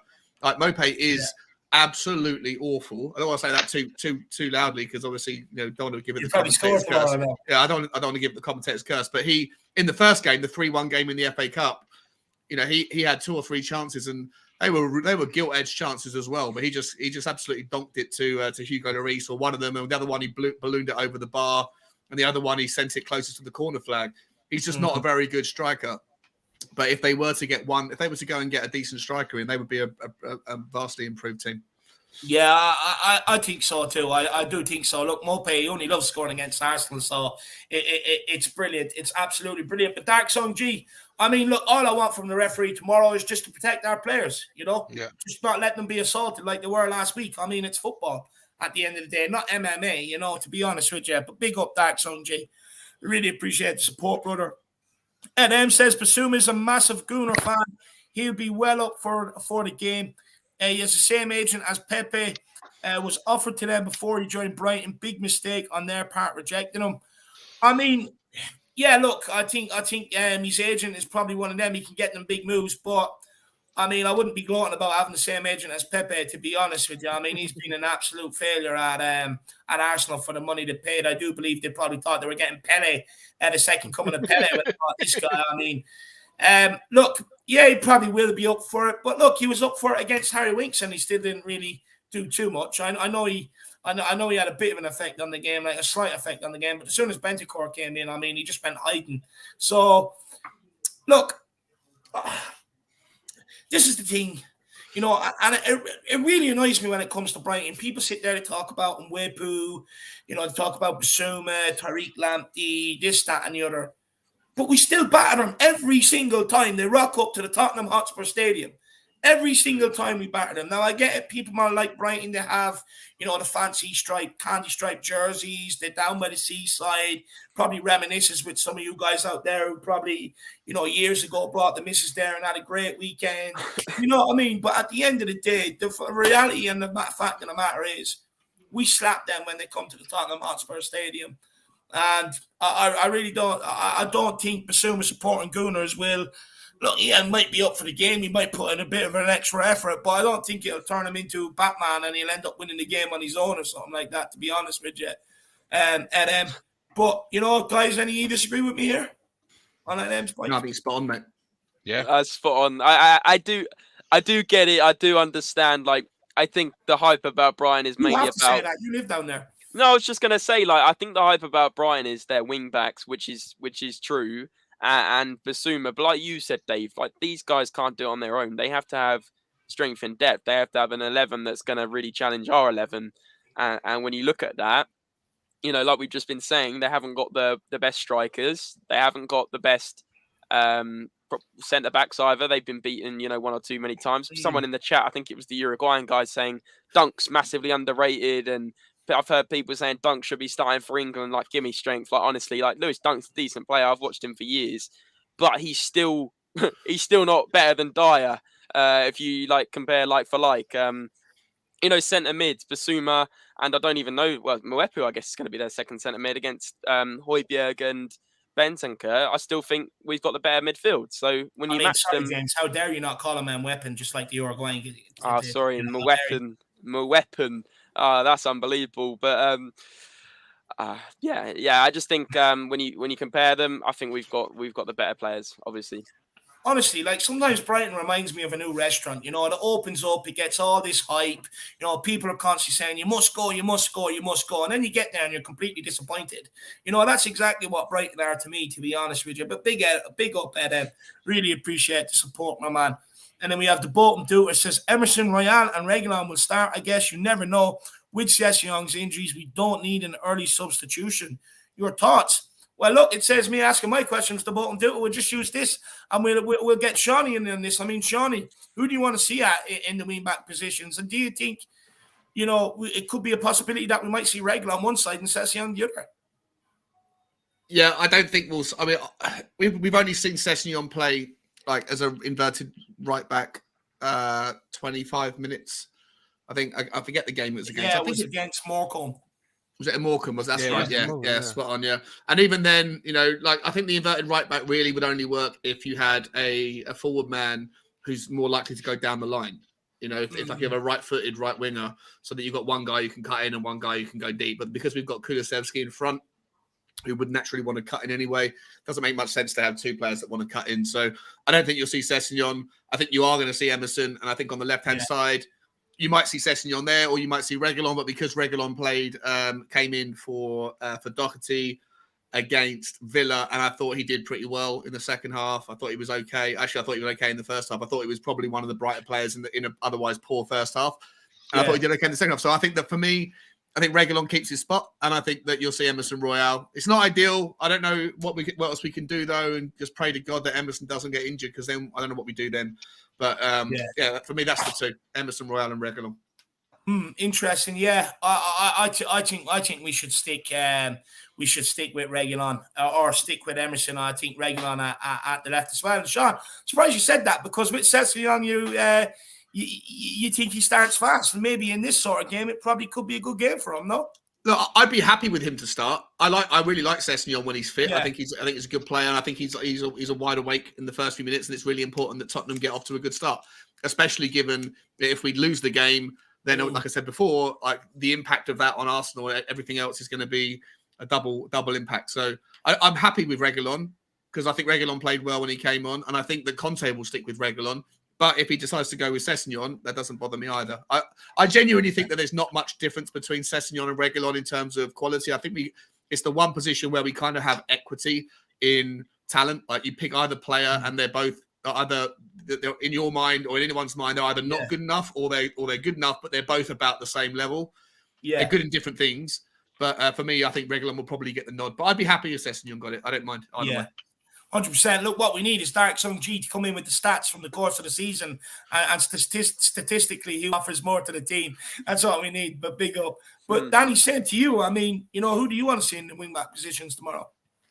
Yeah, I think it just because in terms of fitness wise, I think Reguilon is ahead of Sessegnon, so I think he's gonna go with Reguilon as the right wing back and Emerson Emerson is the right wing back and Reguilon as the left wing back.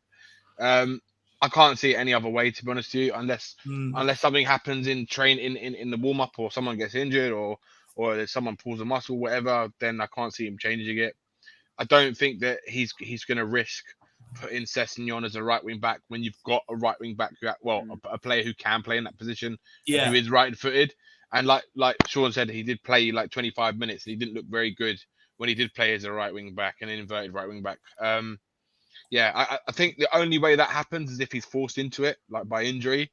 But I think a lot of people, probably most of us, would rather see someone like Bergwijn or someone else, maybe Mora try that position if we had to because of injury. But yeah, I can't see it any other way, and I wouldn't want it any other way, to be honest with you. I think you have to go with the best options we have right now with fitness and who's available, and it is them too.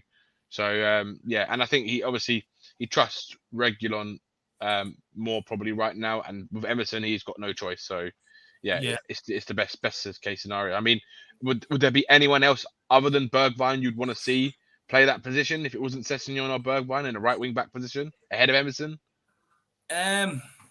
Nah. Yeah, there isn't. Not really.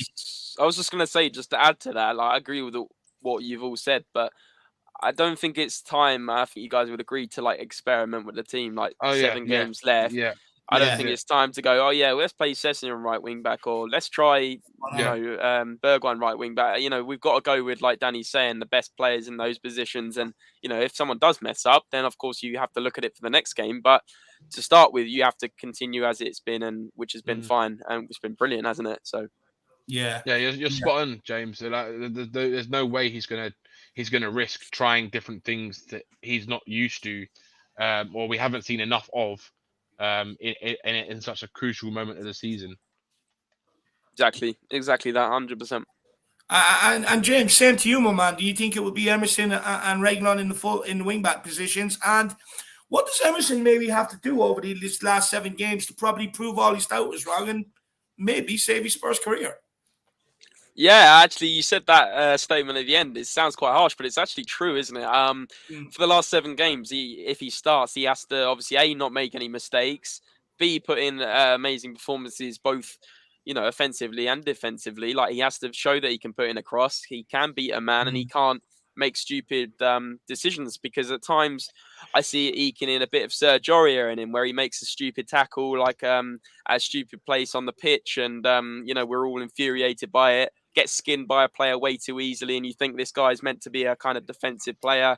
So I do think, and the other thing is, when we brought in Emerson, he was brought in as a right back. That's what you got to remember, not a right wing back. So I do cut him some slack in that sense, but also, like, if he wants to save his Spurs career, like you're saying, Dave, he just has to not make any mistakes, because those mistakes will be remembered if it is to be the difference. Like, say he makes a mistake tomorrow and we lose the game, God forbid it happens.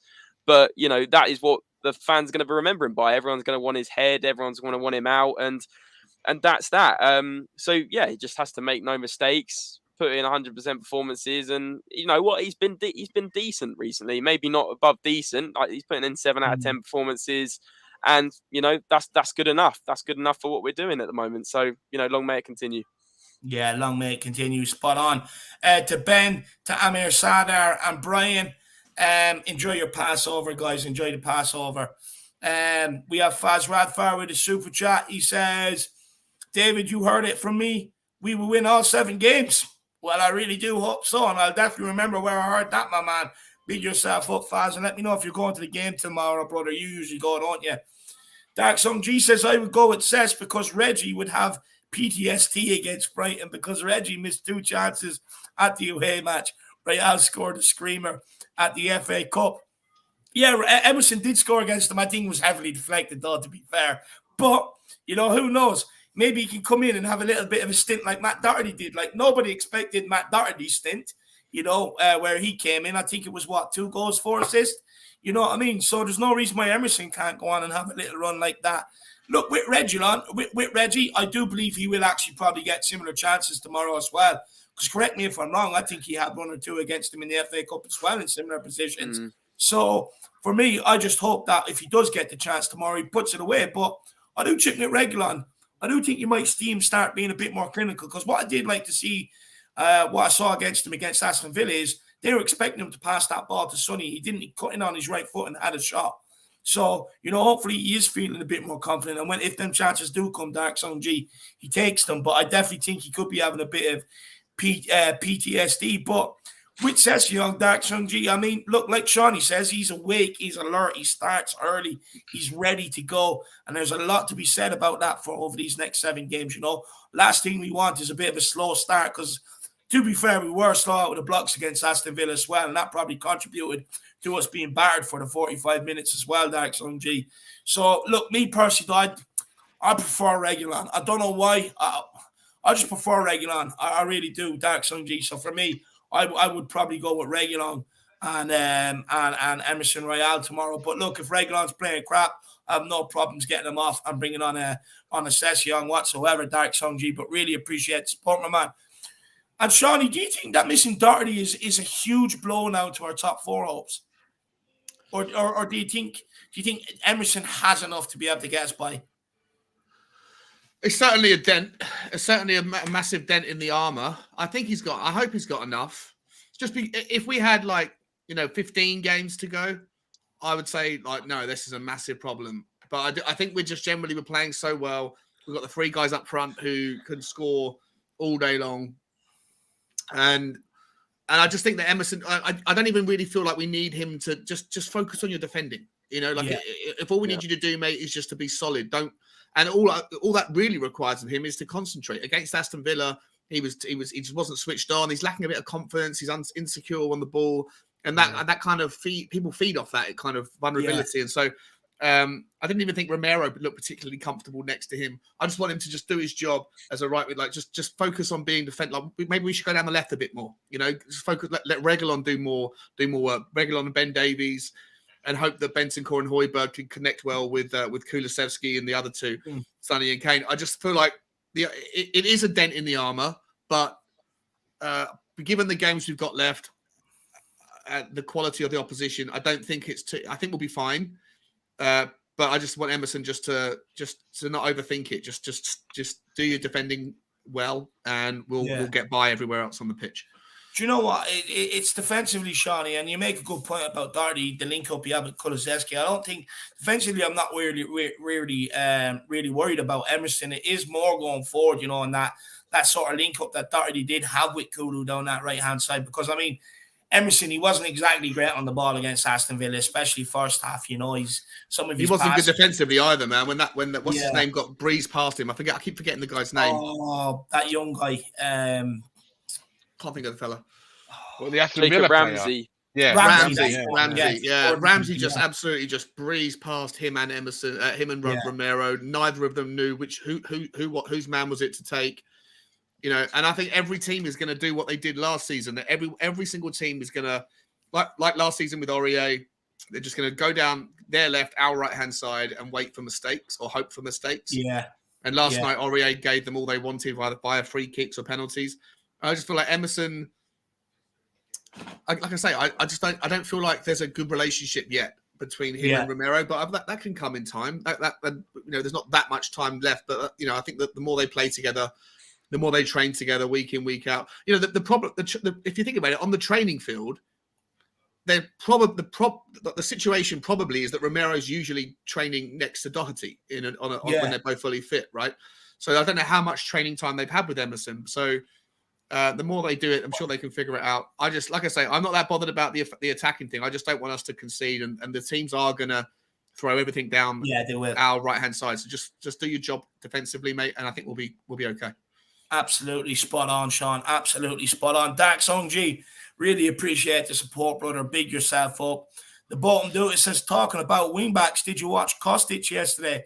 He needs to be here. Would love to see a scout report on their other winger, Angar Knauf from Jack. This kid is really something. Well, look, I will definitely get Jack to look into that. Look, Kostic, I didn't watch that game yesterday. I was watching the West Ham game yesterday before we went live, my man. But I have seen plenty of Kostic.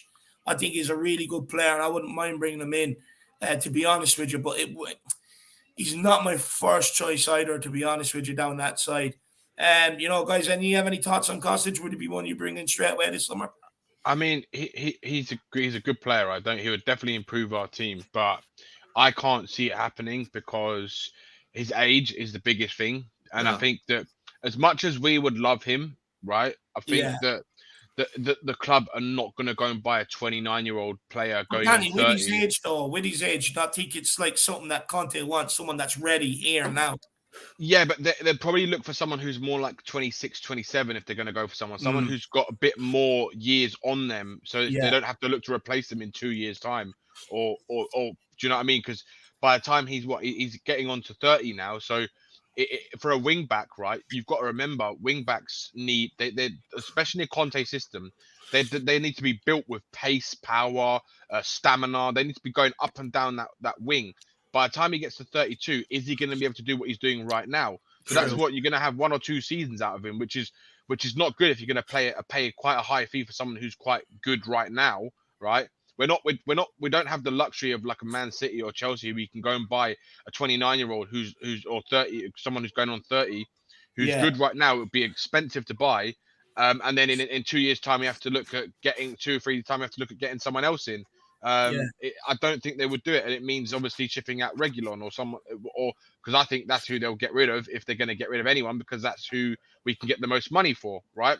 How much would Kostic cost in your opinion? Probably about 20 to 30 million, something between that, I reckon.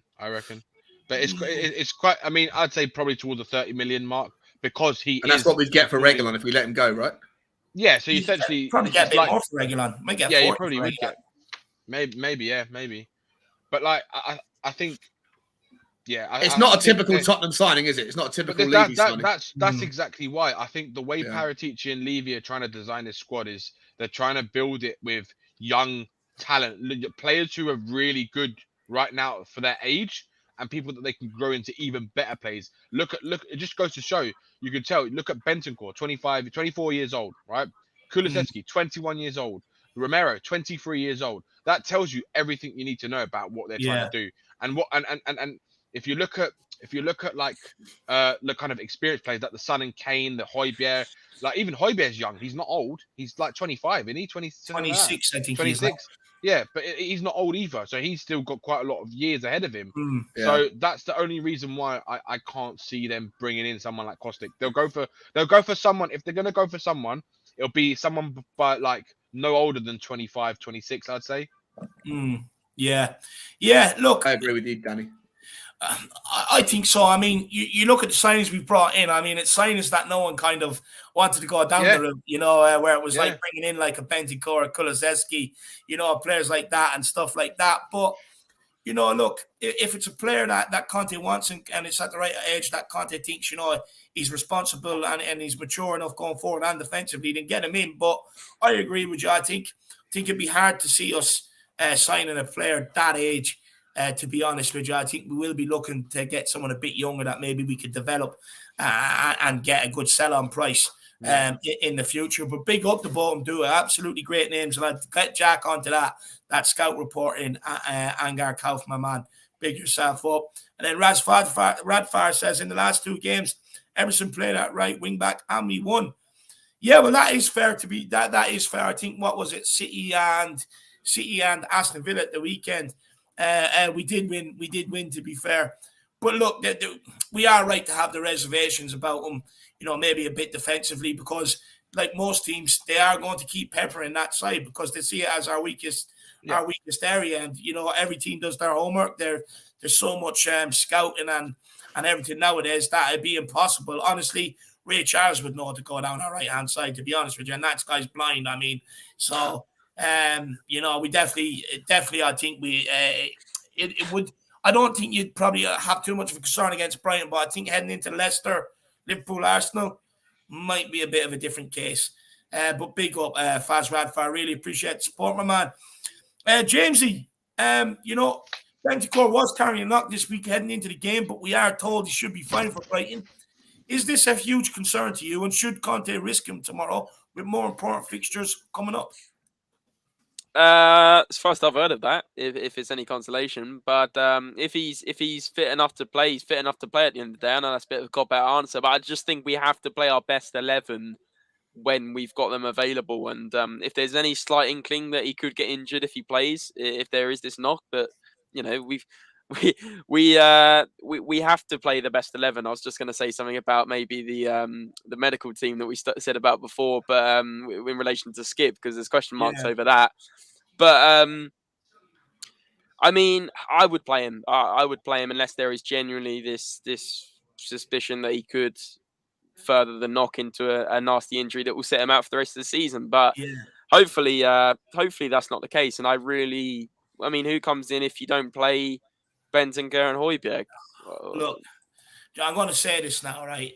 For me, I think Brighton is a game you probably could get away with Harry Winks and not risk a Bentancur, but you couldn't get away with having to play Harry Winks against Leicester, Liverpool, and Arsenal. So for me, I think, look, if there is any danger that there's a chance he could end up making it worse, I potentially wouldn't play him. I'd actually start him on the bench. And I never thought I'd say this, but I would start that other guy, Winky. Just call him the other guy. His name, it kills me. Yeah, the other guy. The other guy. Yeah, but tomorrow I wouldn't risk that injury if there's a chance that it could get worse. I probably would start Winks because, to be fair to Højbjerg, he has picked up his passing game. Ever since the Leeds game, really, that ball over the top to Harry Kane. Since then, he's been trying to switch play and stuff like that. So hopefully we probably could get away with it for one game. But Sean, are you worried about this game if we come up against a three-man midfield tomorrow? Because we have struggled at times this season against three-man midfield. Southampton, Wolves, first half last week against Villa, and the Man United game. Yeah, but I think we uncovered a new tactic. If we're struggling with three-man midfield, especially one that does the high press, we just go bypass it, right? When we get the ball, we'll just go over the top. Like that's what Harry Kane could just come deep, but not all the way deep as he has been. Just shop a little bit deeper. Let Sonny tuck in and be kind of like almost like a number 9. Yeah, and we've got another option that until recently we haven't seen Tottenham go long and do direct football, very often. But look, it worked three times out of 4 on against Aston Villa. The Brighton goalkeeper is not much better than the Villa goalkeeper, so I know he's a bigger fella, but I don't really I don't see us having too many problems. Look, we'll find out in the first half how they're going to do it, but we either can drop Harry Kane deep and ask him to play more of a midfielder like he usually does or like he has been known to do, or we have the other option now, which is just to go long. So I think Brighton are going to have all sorts of problems trying to figure out how to play against Tottenham. They'll start with the press and they'll be busy from the get-go. Just Tottenham have to just find a way to get through the first 20 minutes. And ideally, if we go 1-0 up, it's just game on. It'll be 3 or 4 or 5-0, by the end of the game. But if we can get the first goal and just not make any silly mistakes, then in terms of the 3 in midfield, I think we have options now. Whichever way we use Harry Kane, he's good enough to overcome it. Sorry, James. Sorry, I was just going to say that just to further what you said. That's what we've seen from Harry Kane, isn't it? He's kind of been involved in the second half more in midfield, and that's when I think we dominate games, like against Villa and against Newcastle, when he starts dropping deep and playing these ridiculous, sensational passes that a lot of people don't realise he can do unless you watch Spurs week in, week out. So I think that's where it changes the game. Although we're at a 2 in midfield, like your question was, Dave, 2 in midfield against a 3 in midfield. I think the way we undo a team is almost playing Kane as a third midfielder, like Sean was kind of was saying there, and showing that real class and dominating the midfield in that way, really. If that doesn't work, just go over the top. Yeah. Dave, you're on mute. Rookie mistake. Come on, Dave. Rookie mistake. like last week against Aston Villa, where Conte switched it up. You could see we were struggling to play through the press, so he instructed them to go route one, and we completely ended up dominating the game then. So look, yeah, that's certainly an option. Yeah, just go along. Absolutely love it. But Dave, look, guys, can I just add to that, right? Do you know what I like about it? What the tactics, right? Because when we are struggling, when he set out a certain specific set of tactics for the game, it's like I was saying earlier, every player seems to know what they're doing when he does change the tactics, so they know what they're doing, and that's why it's so effective, and that's why we've been able to score quite a high amount of goals in each game, because there's confidence in what they do, and they know, like, they just know where they're going to be, exactly what they're supposed to do with those given tactics that he's changed for them during the game. And I think that's what makes us so effective at this moment, because of that reason. There's just so much confidence with what they're doing, because obviously we've had like a week between each game, that I actually think that's probably been the best thing for us this the whole season, is the last part of the season where we've actually had a whole week without any other games, no FA Cup, no other cups, because it's allowed them to work on the Conte system and how he wants them to play. And they all seem to be kind of starting to show like the way that he needs them to play and he wants them to play. And yeah, it's just exciting, to be honest. And long may it continue, and then we see what happens next season. No, it's like telepathic, isn't it? Like what Danny's saying there. It's telepathic. Son knows exactly where Kane is. Kane knows exactly where Son is. Kulusevski seems to know where everyone is. Like that front three just ticks so well. Like Bentancur, Højbjerg, they seem to, their levels have gone up as well, James. Like you can see the way if you watch Højbjerg's actually, if you actually look at Højbjerg, right, and you look at some of his in-game management, right, he's actually coming deep and starting the attacks. If you actually look at some, I can't remember which one it was in the Newcastle game. There was one where he started. The Kulusevski one where I think it was. He passed it to Kulu. Kulu passed it back to Kane, and then Kane over top to Kulu, and then Kulu. Yeah. I think it was that one. Yeah, I think it was that one. I mean, like, they call me champ. They don't call me champ for no reason. Lad. I thought it was champ 3 times. Yeah, 3 times. Undefeated. Yeah, but look, you can see it like in the way they're playing. They just have a lot more confidence now. Like Højbjerg, he just seems so settled right next to Benteke's. I mean, it's really good to see that he doesn't have to try to do everything himself, and obviously get absolutely kind of taking the piss out of because he's playing next to someone like Harry Stinks. Yeah, spot on. Absolutely spot on. Just quickly, guys, there's 190 people in the house right now. So if you are enjoying what the guys are talking about here today, you have Sean's channel here in the chat. Just simply click on the link, get over and smash that subscribe button. He's actually close to 900, guys. So please do get over there and smash that subscribe button. Let's get him a good push to 900. We also have James's channel, Spurs related, here in the chat as well. Click on that link, get over there on the big push for 700, guys. So get over there and smash that subscribe button. And we also have Danny's channel, Tottenham on Tour, here in the chat, guys. Simply click on the link, get over there, and they're on the big push for 5K, guys. So get over there and smash that subscribe button. It'll be a long way for that, mate. I tell you, it's been a bit slow at the moment. Your channel's had faster growth than my waistline over the last sort of I think my waistline's grown at the same rate as yours, Sean. Don't know about that, mate. Don't know about that. I've got nothing to wear tomorrow. You know what? I was like, I looked at the weather forecast and I was like, please let it be cold so I can wear a jacket to cover my belly. I've been a bit conscious of mine recently. I have a Caesar salad sitting there waiting for me after this. You know, I'm a bit conscious. Mate, I got a chicken salad as well, mate. After. Wow. I'm not sure if Caesar salad is Italian or not, but salad is Italian enough. So yeah, I think we'll go with that. But mate, it doesn't count as a salad. Doesn't count as a salad if you literally like turn it into a soup with the Caesar dressing. No. It's only a mild dosage, lad. No. But I'm not gonna lie. I do have a few chips with pepper sauce to the side. So, well, it's better than having a burger with them chips, I suppose. See, what's funny about this conversation, James is sitting is like, fuck your salads. I'm getting my katsu curry again tomorrow night. Yeah. I'm not actually. I'll probably just have 3 Easter eggs for dinner on Sunday night as well. So there you go. Do you know what? I can't wait just to wake up Sunday after Spurs being walked to the fridge, and it's just like, oh, what do I want? Nestle, Cadbury's? I'm not sure. So, I cannot wait for that. You guys have got some sort of like self preservation. I bought the Easter eggs on Thursday, and by Friday morning, it was a good Friday for me.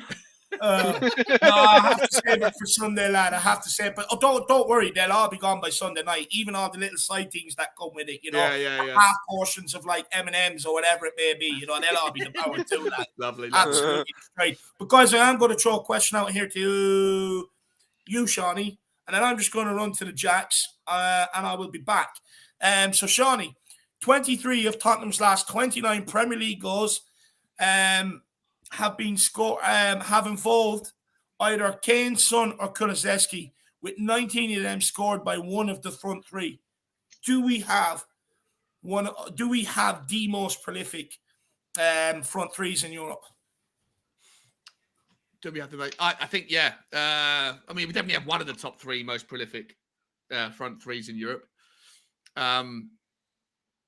Yeah, you can't argue with it, can you? If you were fans of other teams, you might say that Kulusevski is too early to tell how great he's going to be. But for us lot who watch him every week, there's no question about Sonny and Harry Kane, whether they're world class. And I think I said this the other day. I think I was saying it. I'm not sure I was saying it on your channel, Bun. But if we have this debate about what does world class mean. And generally, the agreed tag is like, are you in the top 5 of your position in the world? Then you're considered world class. And in that basis, Sonny at the moment is world class. Harry Kane is world class. I guess you could use the same analogy to say whether the the front 3 are a world class front 3, and that would mean are we in the top front 3? Offensive lines in the world at the moment? Are we in the top 5 of those? I can't think of 5 other teams with a better front 3 at the moment than Sonny, Kane, and Kulusevski. Can you guys? You can probably argue Liverpool might be up there, or Paris Saint-Germain is good enough, but I can't think of 5 teams with a better, more prolific front 3 than ours. Can you? Go on, James. Oh, that's a tough one, Sean. You've spun off Dave's question while he's gone, and put it on me and Danny. I am the co-host, and when Dave's not here, that makes me the host. So 5. I think 5 would honestly be a stretch, considering I'm struggling to even think of 3 other than maybe Liverpool's front 3, like you said, PSG's front 3, then Real Madrid's. I mean, it's on fire, but it's mainly Benzema, right? So it's not really a front 3. Barcelona, I mean, they're not even worth the question anymore, unfortunately for them. Danny, I can't think of anyone else other than maybe Liverpool and PSG, to be honest with you. Yeah, I mean, I'd probably say if you're talking about 2022, I think they are probably the best front 3 around on form right now. I can't. Yeah. I don't even know if you would say Liverpool, because since 2022, they've got 34 league goals. They don't. Yeah, well, that's the thing is, and then Salah's been missing for like 7-8 games now, so that says a lot. But obviously, they're just such a good team anyway. But yeah, I mean, I don't think there is a team better at them right now than us, right, in terms of the front 3. There isn't. Yeah. If you look at what Kulusevski's done since he's come into the league. He started his debut. Was it second week of February or first, something like that? Second week of February. Brighton game. Yeah. The Brighton game, wasn't it? In the when was that? Cup, he got. That was in the first. That was like the 6th of February or something. He got. That's 20 minutes, so nearly second week. He could have got 2 assists that game. If Bergwijn and Harry Kane blew him over the top, Yeah, exactly. So I mean, what he's done is sensational. The way he's kind of hit the ground running. I mean, I haven't seen a January signing better than that. Apart from, you could say, who's made a bigger impact. You'd probably say than him, other than Van Dijk. He's the only one who you'd say has a bigger impact on a team, because obviously look at what he did for Liverpool. But yeah, I mean, there isn't a top 3, I think, better right now than. Well, I do actually. I want to come back to Shawnee in a minute because I do actually have a question on Kulusevski because I know he wants to claim to be his #1 fan. He wants to claim to fame. So I know how much Shawnee loves him. But James, I mean, I did mention earlier that Spurs have scored 34 league goals in 2022, the joint best record in Europe's top 5 divisions, along with Leipzig. How far can this front three take us over the next couple of years? Oh, over the next couple of years. I think it depends on who's behind them, who's feeding in the balls from centre mid, whether Harry Kane still has to drop deep. I'd still like that tactic, but I would like to see Harry Kane further forward as well. We know what a great finisher he is.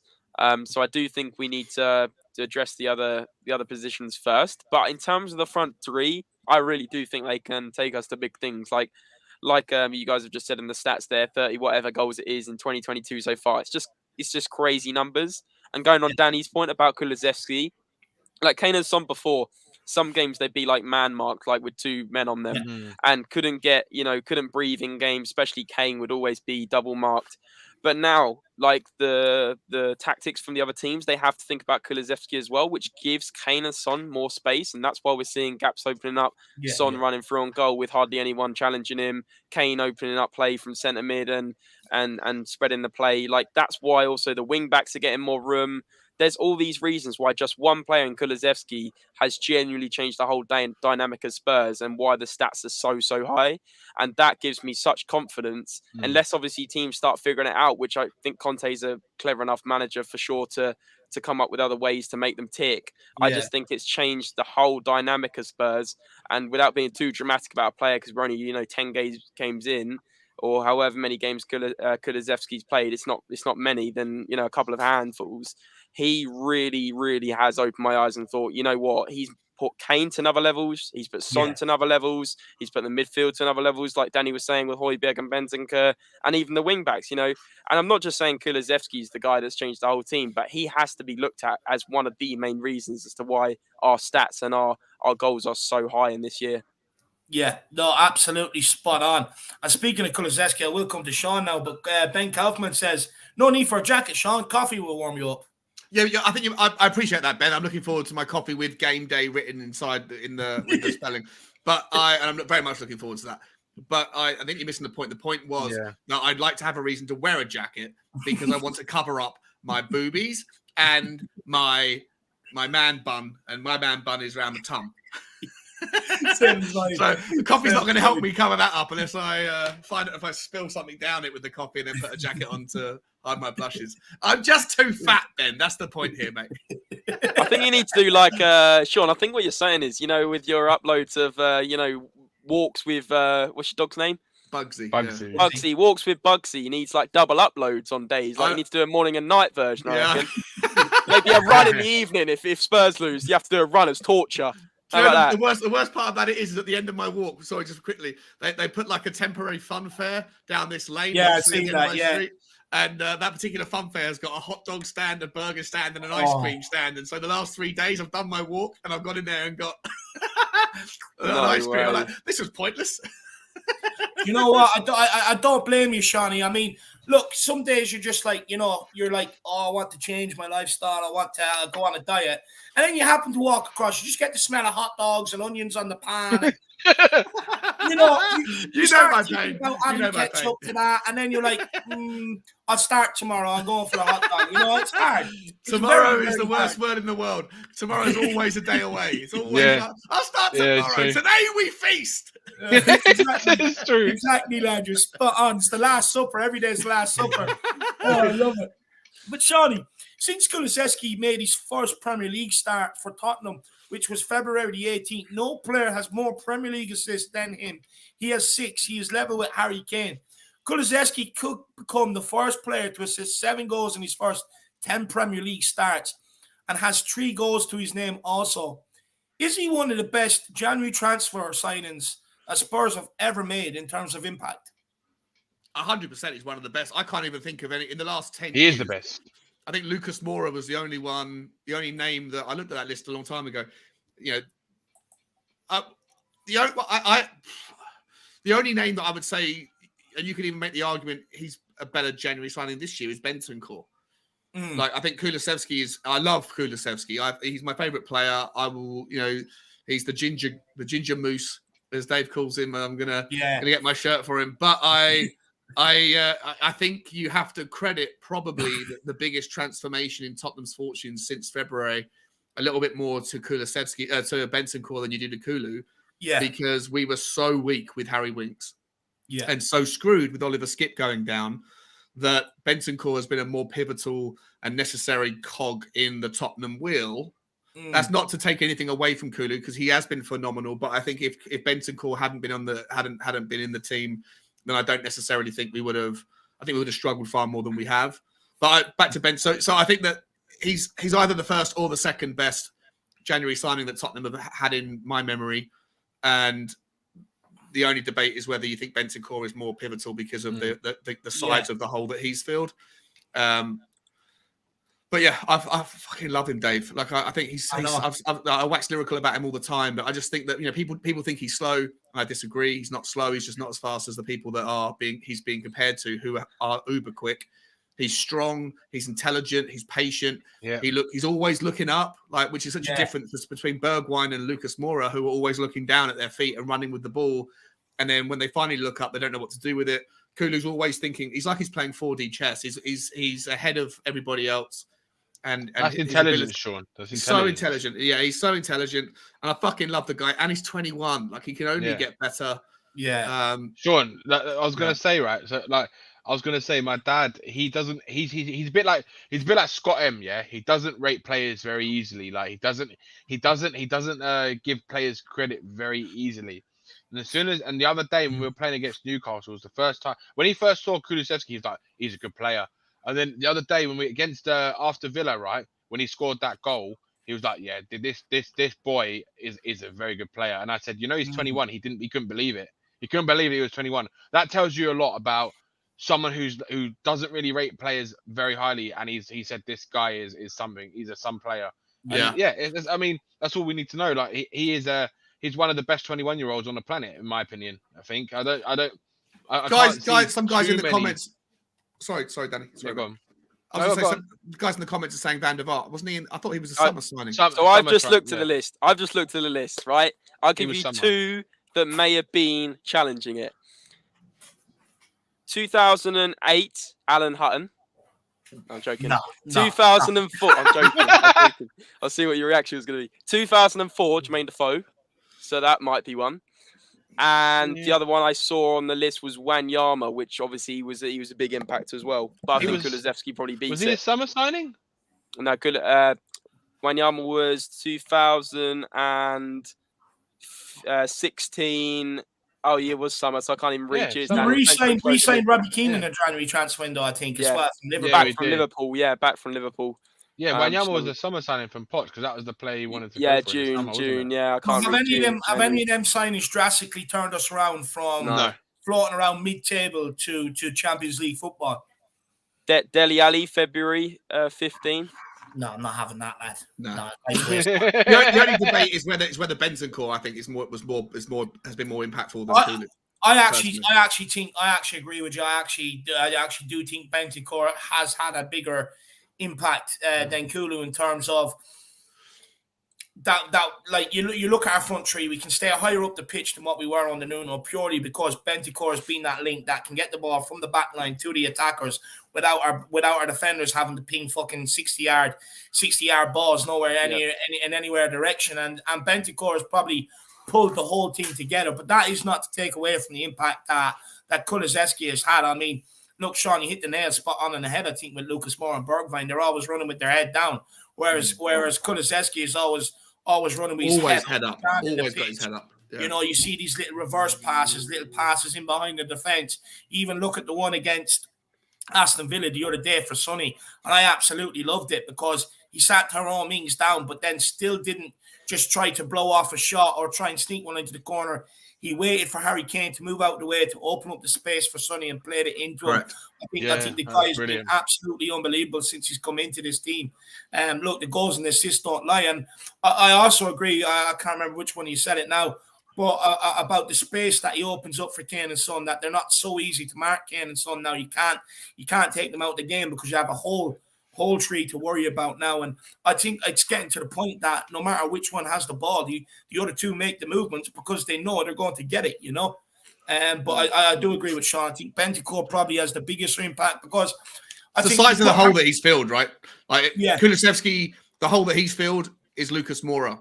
And Lucas Moura is a good player. Like, he's a good player. He did well for us. I thought he had the best second half of the season last season. I thought he played well in the first half of this season.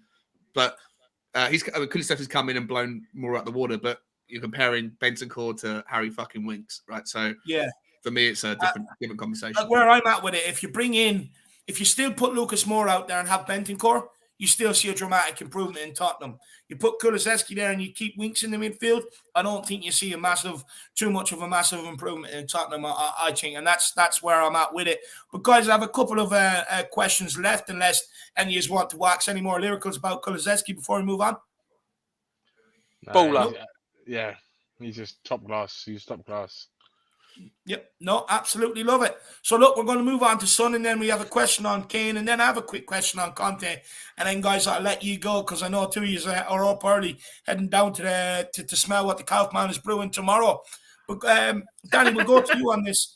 Son scored a brilliant hat-trick versus Aston Villa and has scored 6 out of her last 14 goals. Can he keep this form going and beat Salah to the Golden Boot? Of course he can. There's no reason why he can't. Of course he can.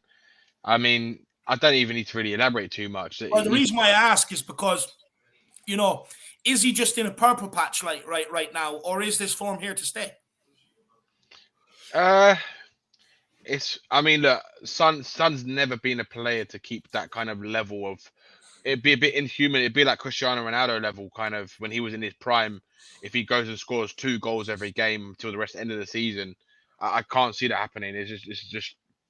It's not. Especially in the Premier League, it's not normal to be able to do that. If he does, then I think you've got to start talking about him as an even better player. But then with Son, he will always like contribute towards a goal, whether that's an assist or a goal.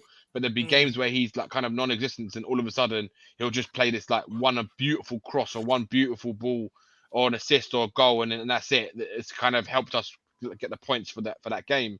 So that's what makes him a world-class player. But if he can do that, I'm not so sure if he can keep it up. I think he'll have another couple more games where he contributes, and I think he will contribute to the end of the season regardless. But to score like an average of 2 goals a game or for the next 7 games, it's unrealistic. It's not. I don't think it's going to happen. I mean, it's not in the Premier League. The Premier League's too difficult. If it was Serie A or the La Liga, I'd say by all means he could do it, because it's just not as physical, not as demanding, and it's easier leagues, right? Let's be real. But I mean, look, regardless of what happens, he is going to contribute, and I reckon if Salah doesn't get back into any form towards the end of the season, and Son keeps at this kind of rate, even if it's a goal a game or. I think Mo Salah's on 20, isn't he? And Son's on like 17. Yeah, but obviously, all it takes, Dave, is one game. Salah scores a hat trick, and that's it. It's like another 3 goals above. So that all it takes is Mohamed Salah is an elite player. Like he's a world class player. So he might be having a purple patch right now, but he could turn it on like given an instant. So we have to remember that as well. But if he continues this kind of form where he's not scoring and Son keeps scoring, 100% he can catch him up and become the Golden Boot winner, 100%. And I think Kane. What I love about Kane is his selflessness. He's basically just for the team at the moment. He's playing for the team. He doesn't. He's not. Obviously, he wants to score and everything, but he knows the team is far more important. And if it means him dropping back and letting Son run in behind to get the goals, then he's going to keep doing that all season long until we get to that top 4. He don't care. Look, Kane wants trophies now. I don't think he's got so many personal accolades that he doesn't give a fuck about them anymore. He wants trophies. Do you think that Kane not scoring? Do you think that's pissing him off at all? No. I think to an extent, of course. No, do you know what? Right, I know James nodding his head there. No. Look, you have to remember, Harry Kane is a striker. He's a born goal scorer, right? That guy is born to score goals. He wants to score goals. He wants to score every time he plays on that pitch. He wants to score a goal. It's a feeling strikers have, right? when they score a goal. It's like not a normal feeling. It's like this euphoric kind of feeling. You know, Dave, you played as a striker. I played as a striker. It's like you just want more and more. It's like an addiction. It's like you're on adrenaline every time you score. It's like I want more. You adore being the main man. You want everyone singing your name and talking. Well, do you know what is that? Do you know what? I don't even think it's that deep. It's the feeling of what he gets when he scores that goal, knowing how important it is, and knowing that he's the best finisher in world football right now. Right? I mean, well, in terms of well, you could debate that. We're not going to go into that debate now about Son and who's more clinical, but look, they're both top players, and if it means him not scoring, of course it's gonna affect. It's gonna he's gonna think about it. But right now, I think that what's more important for Kane is getting Champions League football. That is what his goal is. I think I think for him right now, a goal is a bonus, and I think as long as someone is scoring and we're winning the game, that's all that matters to him. I think right now, but it will still bug him. I'm just gonna defend my head shake because I do see what you're saying. Not allowed, Joe. Sorry, debate's over. But like I do get what you're saying to an extent. Like he's obviously going to be hurt that he's not scoring goals. He is a striker, but to be honest, I think to an extent. And it kind of goes with what you said at the end. I think he's more interested in the team accolades, not the personal accolades. And I think he's accepted that part of his game now is to drop deeper. Like I remember, it was crazy. I remember at the start of the season coming on Dave's channel, and we were saying, "Who do you think is going to score more, Son and Kane? Is this finally going to be Son's season?" Do you remember that talking point, Dave? Is this finally going to be Son's season to score more than Kane? And I actually sat there, I think, and said, "Look, Kane's game is developing where he's dropping deeper. He's assisting more goals. He's kind of being more selfish, like Dave said as well. And that is what we're seeing with Harry Kane. I think he is obviously, it's not going to keep him up at night that he's not scoring 20, 30 goals that he has in previous seasons. But I do think you look at it in another sense. He's changed the whole dynamic of the team with his role going deeper and assisting more goals. And I think actually that ticks more boxes in his overall game. And I think he's probably more satisfied in that sense. Interesting. Sean, would you agree with that?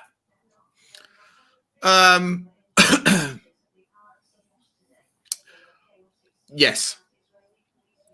Right. Yeah. He wasn't listening, was he? Wasn't paying attention, were you? He's on the odds again. Sorry, There's no game on this. No game on this. No, I'm just trying to figure out how to put my money. Got into his head. He's thinking about what he wants to eat now, and then he's going to make a bet on it afterwards. All you saw there, Sean, which was like, what do you think then, Sean? Do you agree with James? Flipped a coin in his head. Yes or no? Yes or no? Yes. Now you got to explain it, Sean. There's elevator music going on. Did you actually really hear what he asked you? No, I didn't. I was captivated by 125 to 1 odds. You're all good. I'll take you some chats, and I'll give you another question, Charlie. Thanks, man. Sorry, guys. But Jay Cole says Kulu is very lucky to train. Kulu is very lucky to train and play with two world-class players. That he is, my man. He is very lucky. And look, hopefully he can learn a hell of a lot off Sonny and Ken. Take bits from Son's game and take bits from Kane's game and what they do off the pitch, how they train and everything else, and develop into a real world-class player. I mean, we've got a serious baller on our hands. He's only 21. Imagine what this guy, Kulu, is going to be like when he's 26, 27, just going into his prime. He's going to be an unbelievable footballer. I think he'll end up being very similar to Kane. I really do. But big up, Jerry. Really appreciate support, my man. KPV says, who let the hounds out? Conte did. Come on, you Spurs. Big up, KVP. And I better see you on the pre-match build-up or pre-match pump-up tomorrow, my man. Big up, KVP. A Dark Sun G21 says, no Premier League game for Salah this week. If Son scores, he has a chance. That's actually correct. Liverpool are in the FA Cup semi-finals. So there is no games for Mo Salah this weekend. So if Sonny bangs in too. You can get 7-1 on him right now. That's what I was looking at when you were talking, James. I'm sorry. When you were talking about Sonny, I was like, I wonder what the price is. Shawnee? I wonder what I've just had 20 quid on him to get top score. Nice. To get golden boot. Yeah, I would, I'd back it. But Shawnee, hold your horses, man. I have another bet for you, lad. This is actually, I mean, this is fate. This is what meant to be, because this is your question, Shawnee. That Harry Kane, he did draw a blank in front of goal versus Newcastle and at Villa Park, but was still very influential in both games, setting up goals, taking his assist tally in the league to 8 for the campaign. Just 4 behind Liverpool's Trent Alexander-Arnold, who is leading the way on 12. Is it possible we can finish with top scorer and top assister as well, Shawnee? And maybe There's another 20 quid bet for you. I love it. I'm actually gonna. Well, I don't know if you can actually. I don't know if you could get a bet. Maybe you could on Betfair. You could get a bet on like both of them happening. This is unbelievable. Like at the start of the show, we were talking about Paul Merson. I'm going to start talking about Sean on this example now. Honestly. The difference between Paul Merson and me is that I win. He goes and has a bet on like 3rd division Hungarian female volleyball. He's betting on the hot dog eating competition in Texas next week, man.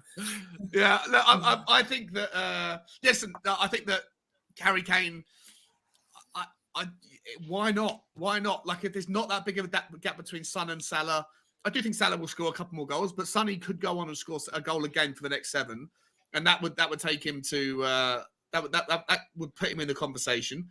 And so, what was he saying? 8 assists for Harry Kane, 12 for 11 for what's Salah.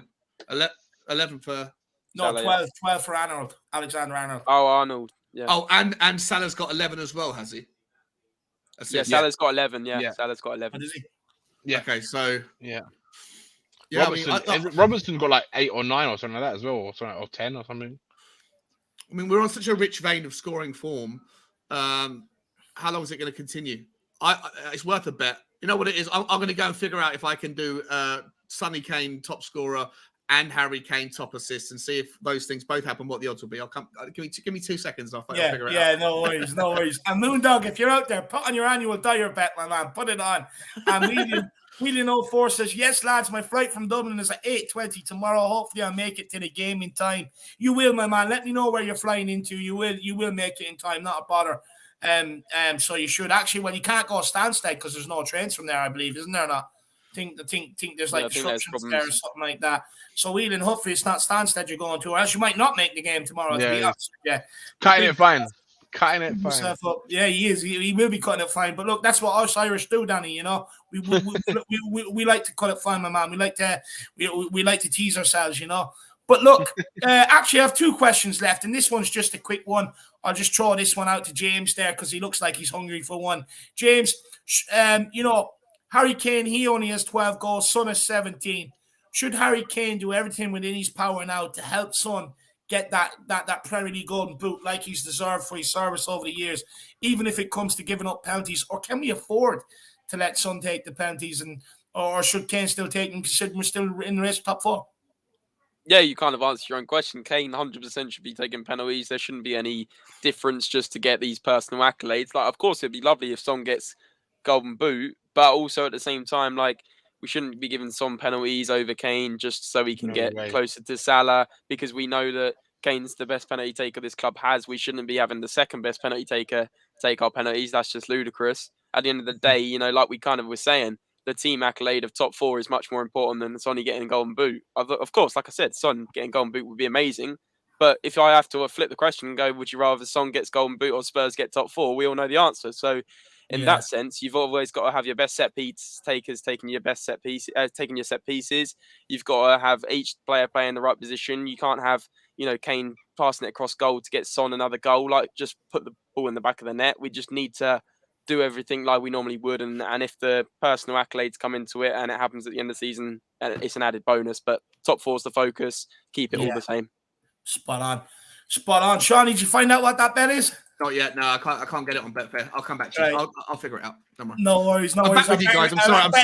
I'm sorry. I'm not. I shouldn't be distracted. Sorry. No, you're not at all. You're not at all. You know, our better correspondent, he will be back with him in 5 minutes. So I thought he could smell those hot dogs, and he was like thinking about it again. Well, I would do, but the overwhelming sense I'm smelling is your aftershave wafting down from North London. It's quality aftershave. Honestly, I asked Danny where he got it. I mean, it's unbelievable. He won't tell anyone, will he? He's like, I told Dave. He told me. I'll send it on to you, Shani. It's good. Send it's it good. On to me, 100%. I want Barry to. I might nip out to Tesco's tonight and get a late one and put some on myself and see if Barry just because Barry's picking me up at 6:45 or 7 o'clock tomorrow morning. So I might just spoil his appetite with a little bit of that same scent on me. That's That's going to be unbelievable when you guys all meet up and you're in the pub and you're going to be like, where is these guys? Oh, I can smell Danny Kiriaki. Oh, no, it's Dave and Sean. Like, you know what I mean? It's going to be unbelievable. You'd be so disappointed if it was me rocking up and you thought you were expecting Danny. Yeah. You really would be. Honestly, it's like asking for Brad Pitt and getting fucking Will Ferrell or something like that. You know, it's ridiculous. It is ridiculous. Oh my god! Dark Sun G says Spurs should let Son take free kicks for the Golden Boot. Dark Sun G, I wouldn't be opposed to that whatsoever, letting Sonny on the free kicks. 100%. I remember watching training video there a couple of weeks, maybe a month ago or two. But I mean, the guy I think hit top bins with nearly everyone he took, so I definitely wouldn't be adverse to letting him on. But I also do want Moondog to get his bet with Dyer scoring, so I kind of would like Dyer to be on him till he gets that money for Moondog, because, you know, I think Moondog probably has invested more into Dyer than what his parents did, to be honest with you. So hopefully, you know, Dyer can get that free, get that goal for Moondog. But lads, the last question I do want to ask you is, before we wrap it up, is does Conte deserve Manager of the Year, or at least be in the running if he guides Tottenham to a top 4 finish, considering where we were and what everyone was saying about us at the time he took over? And we'll start with you, Sean, and work our way around. What sort of plaudits should Conte get if we finish top 4? Does Conte deserve Manager of the Year award, or at least be in the running if he guides Tottenham to a top 4, considering where we were under Nuno and what people were saying about us? Yeah, 100%. I don't know if he'd win the award. The award usually goes to someone that's won something, and top 4 doesn't. It's not, you haven't won anything. So, I think unfortunately if God forbid West Ham go on and win the Europa League, I think someone like David Moyes would probably get the Manager of the Year award, because that's Premier League manager. Oh, it's just Premier League Manager of the Year. Yeah. I don't see why not. I mean, like, you know, Pep Guardiola and like, they're not running away with it. Neither Liverpool running away with it. I'm pretty sure Antonio Conte will be on the shortlist, and yeah, I think he would deserve it, because from what he's done in such a short period of time is pretty phenomenal. So yeah, 100%. Yeah, I agree. And Carlos, big happy early birthday to your daughter tomorrow, my man. Hopefully you have a great day, brother, and of course we can get the win. Hopefully you have organised a birthday party that you kind of can watch the game and you can have the birthday party. You kind of multitask, or maybe you can slip out and then pop back. That'd be absolutely awesome. Never miss a Spurs game, no matter what the occasion is, my man. But you know, Danny, any thoughts? You know, should Conte definitely be in the running? He should be fucking knighthooded, mate. That's what he should be. He should be Sir Antonio Conte if he gets top 4. I said it earlier on in the season when I said, if this guy gets top 4 with his team, it's an absolute miracle. Obviously, when he came in, we weren't expecting like Kulu or Bentancur to come in to kind of elevate us. But even still, you can't. It's undenying that to kind of expect us to get top 4, even with them 2 players in, because they're new to the Premier League, didn't know how they're going to adapt. They've just obviously, we're very lucky that they've adapted like a house on fire kind of thing.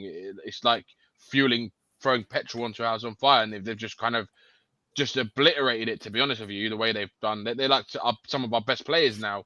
So yeah, I think he I don't think he will win it. I don't think he will, because the Premier League is like the BBC and like all these other kind of big like Sky Sports. They're all driven by their own agendas. They drive it their own way they want to, and they don't really give a shit about, like, look at Harry Kane last year. I mean, what was it that there was he didn't get Player of the Year, did he?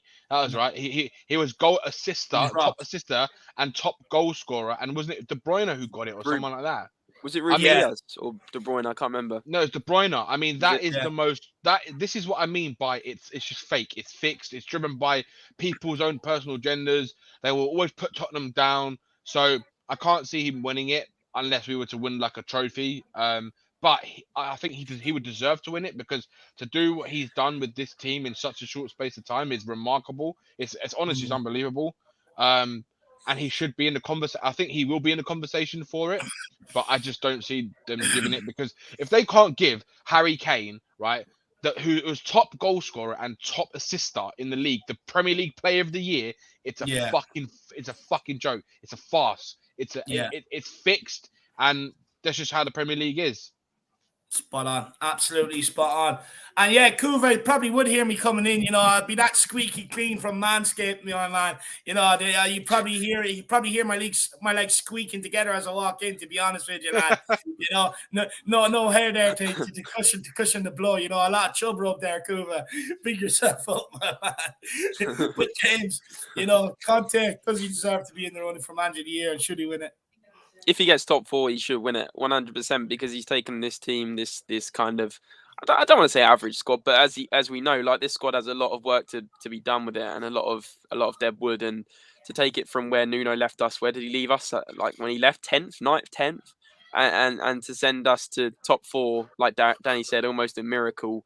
The work he's done, bringing players in that the careers were almost over, the likes of obviously Matt Doherty and even Eric Dyer, Ben Davies, and forming them into solid players, 110% to get Champions League football.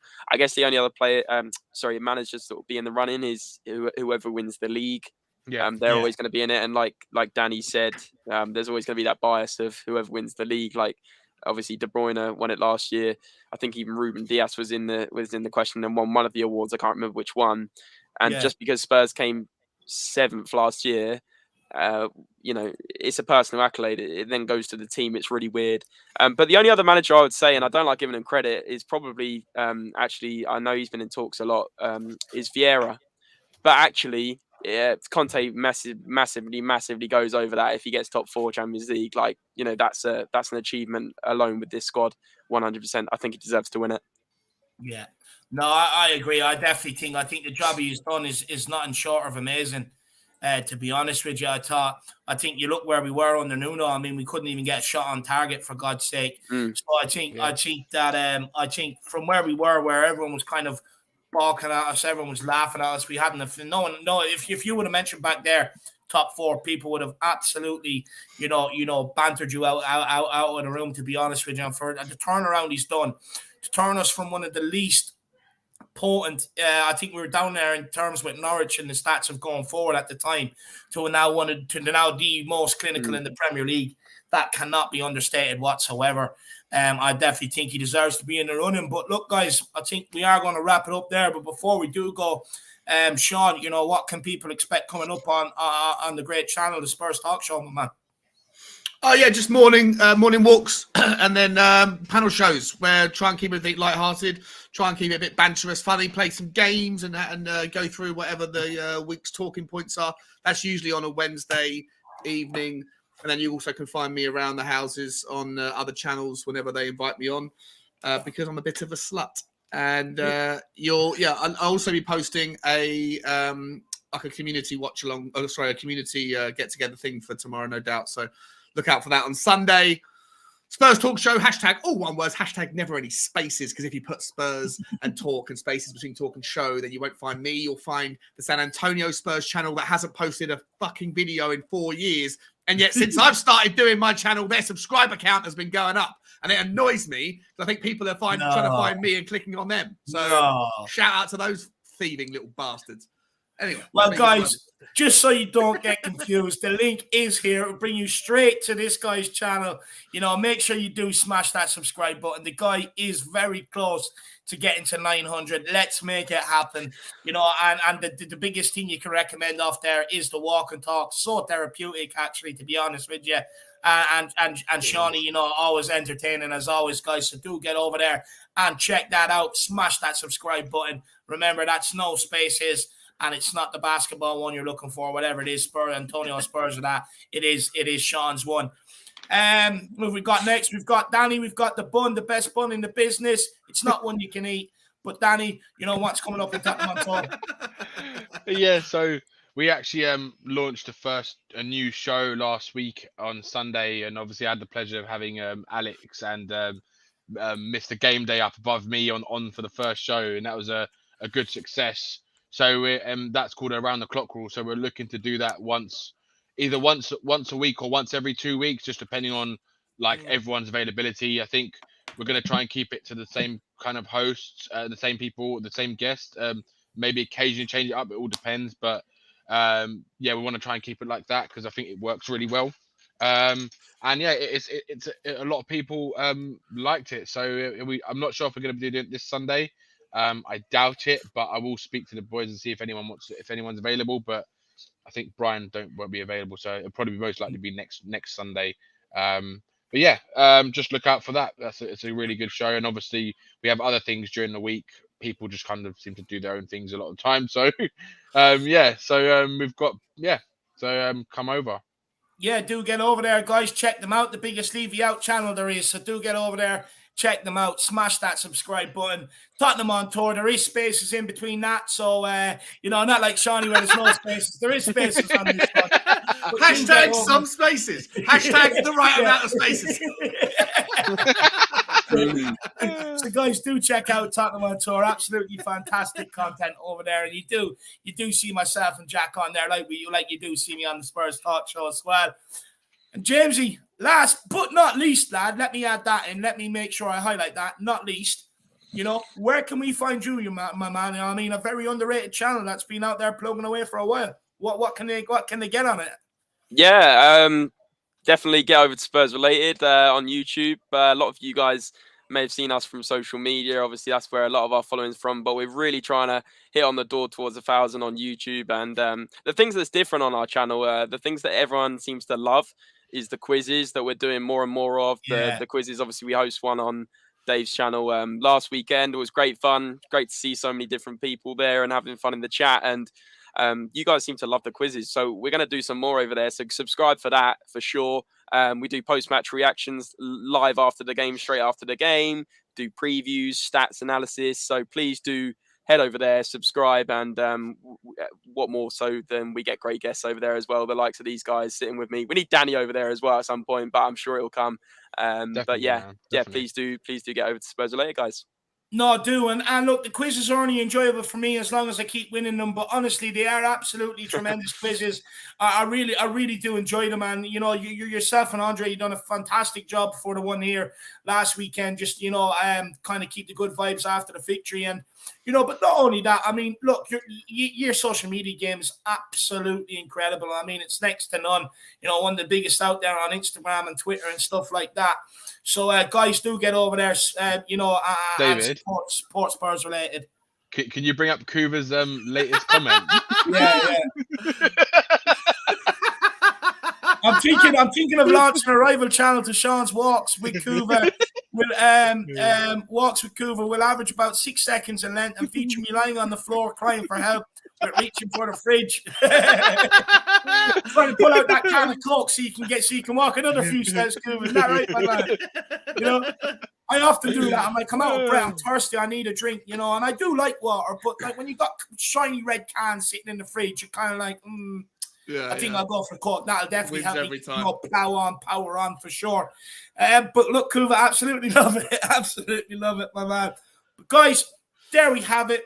The pre-match build-up, just like you requested tonight, not early tomorrow morning. So make sure you enjoy your lie-in, and I will see you back here tomorrow for the watch-along starting at 12:15. I want to say a massive thank you to Sean, to James, and to Danny for coming on this evening. Really did have great fun during out this show. Plenty of talk. And we even talked a lot about food today, which is absolutely brilliant. I am thinking about coming up with something else in the pipeline. I need to speak to a few individuals first. And if we do get something like what I'm thinking up and running, it'll be very good for everybody. It'll definitely be a good laugh.